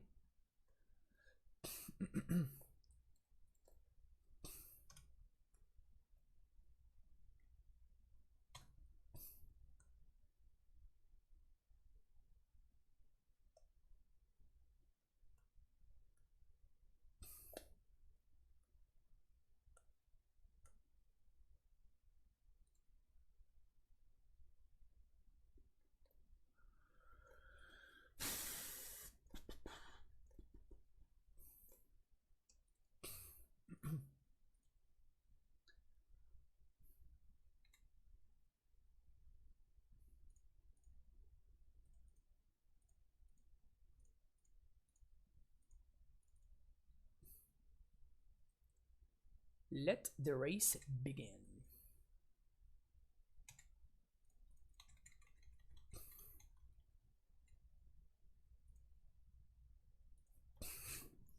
No, the plant token is actually racing my opponent, which is kind of hilarious.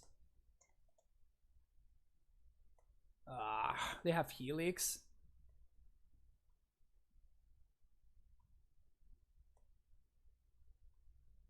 Don't have Lightning Helix.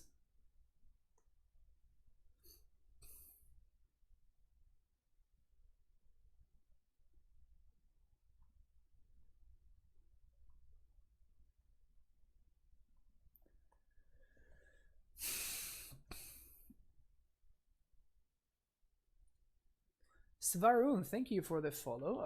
They have the Helix. Ha! Helix, my plant. Got him.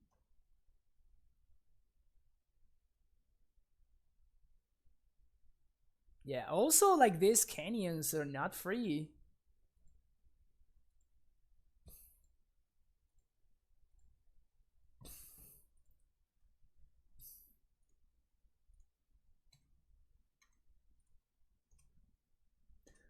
This also means that they don't have neither Searing Blaze nor Searing Blood.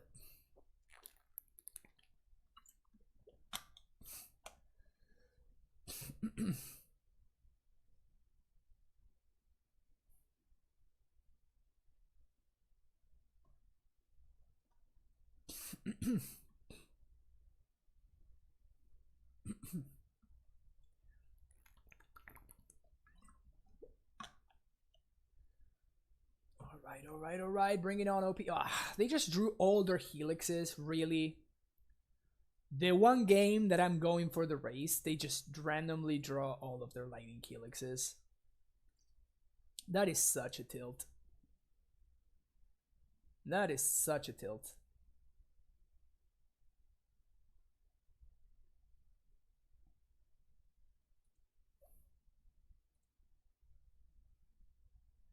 So I can bring them down to... No, I can't.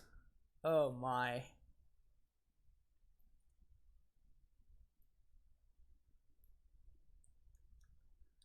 So what is the best thing that I can do? I can swing. So I can do one land drop.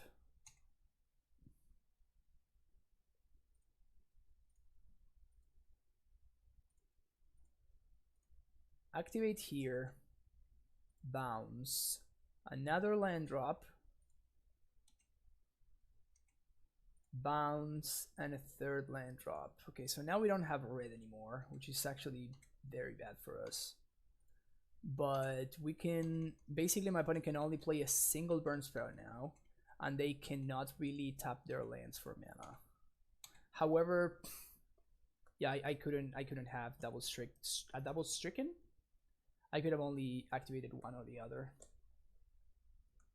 Yeah, so this is what puts me in the best position, basically.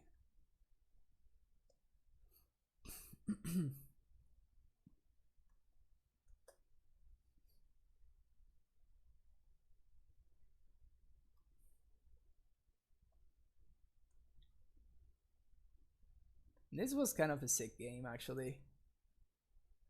So if my opponent attacks, I think I'm blocking here and here.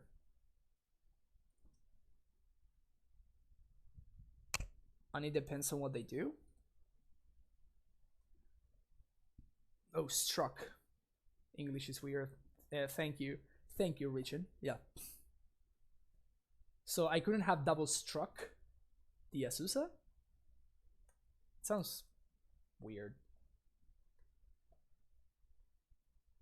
This has been a pretty sick game. I love it when games against Burn end up like this. Also, my opponent drew Lightning Helix. Like, they were super lucky to find 2 of the Lightning Helix. Because, yeah, if they hadn't drawn both of these, the race would be very, very much in our favor. Oh, thank you, grilled cheese. Yeah, I think I think trying to lock our opponent out right here is best. And I think I'm going to block this, block Swifty here, and block Eidolon here if my opponent attacks. I doubt that they attack, but if they don't, I guess the things get better and better for me. Okay, this is a very smart attack from my opponent. Definitely a very smart attack there.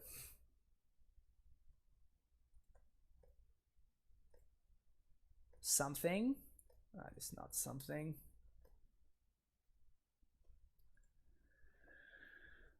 Okay, so now what? We have access to this path.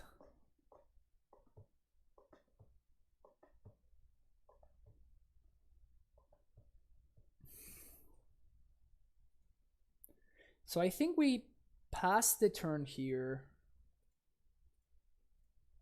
And we see what they do. Probably gonna cycle one of these.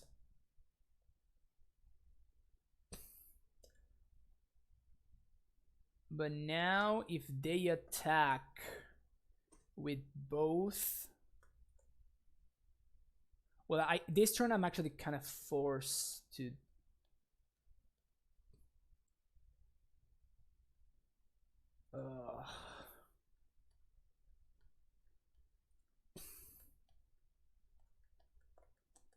so they attack with both. So I guess now I'm priced into blocking here.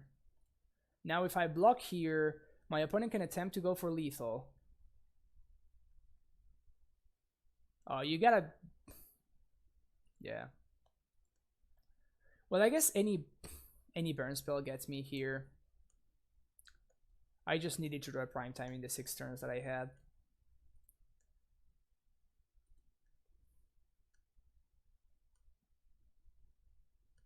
Yeah, we're gonna lose. That sucks. That one stings.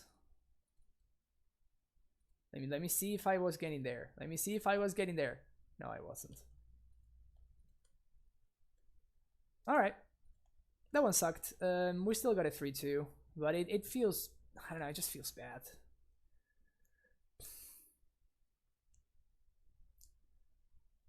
Yeah, they just had it, I guess. They needed to find, I guess most burn spells do it at that point, right? I just needed to not whiff. Just wait for too long. Anyway, again, not this. If I were to be playing an event, I would be playing something very similar to this. Not sure about the Pierces. Especially 3 of them. I think I would want to, like, I would want some number of negates. Like Pierce it's dead so quickly against blue white and stuff that I'm not sure I love the card. Are you sold on Gracer? No, I think it's bad. I don't like it. So yeah, if I were playing this, I would probably be playing a Coalition Relic over this, and 3 Trinket, 1 Relic might be nice. So I would probably be doing something like this, and like triple force, double force Rexage seems like a little bit of overkill. So I would probably play what's the name of this guy? No High Ferox. So I would probably like play this or Bailoff or something like that.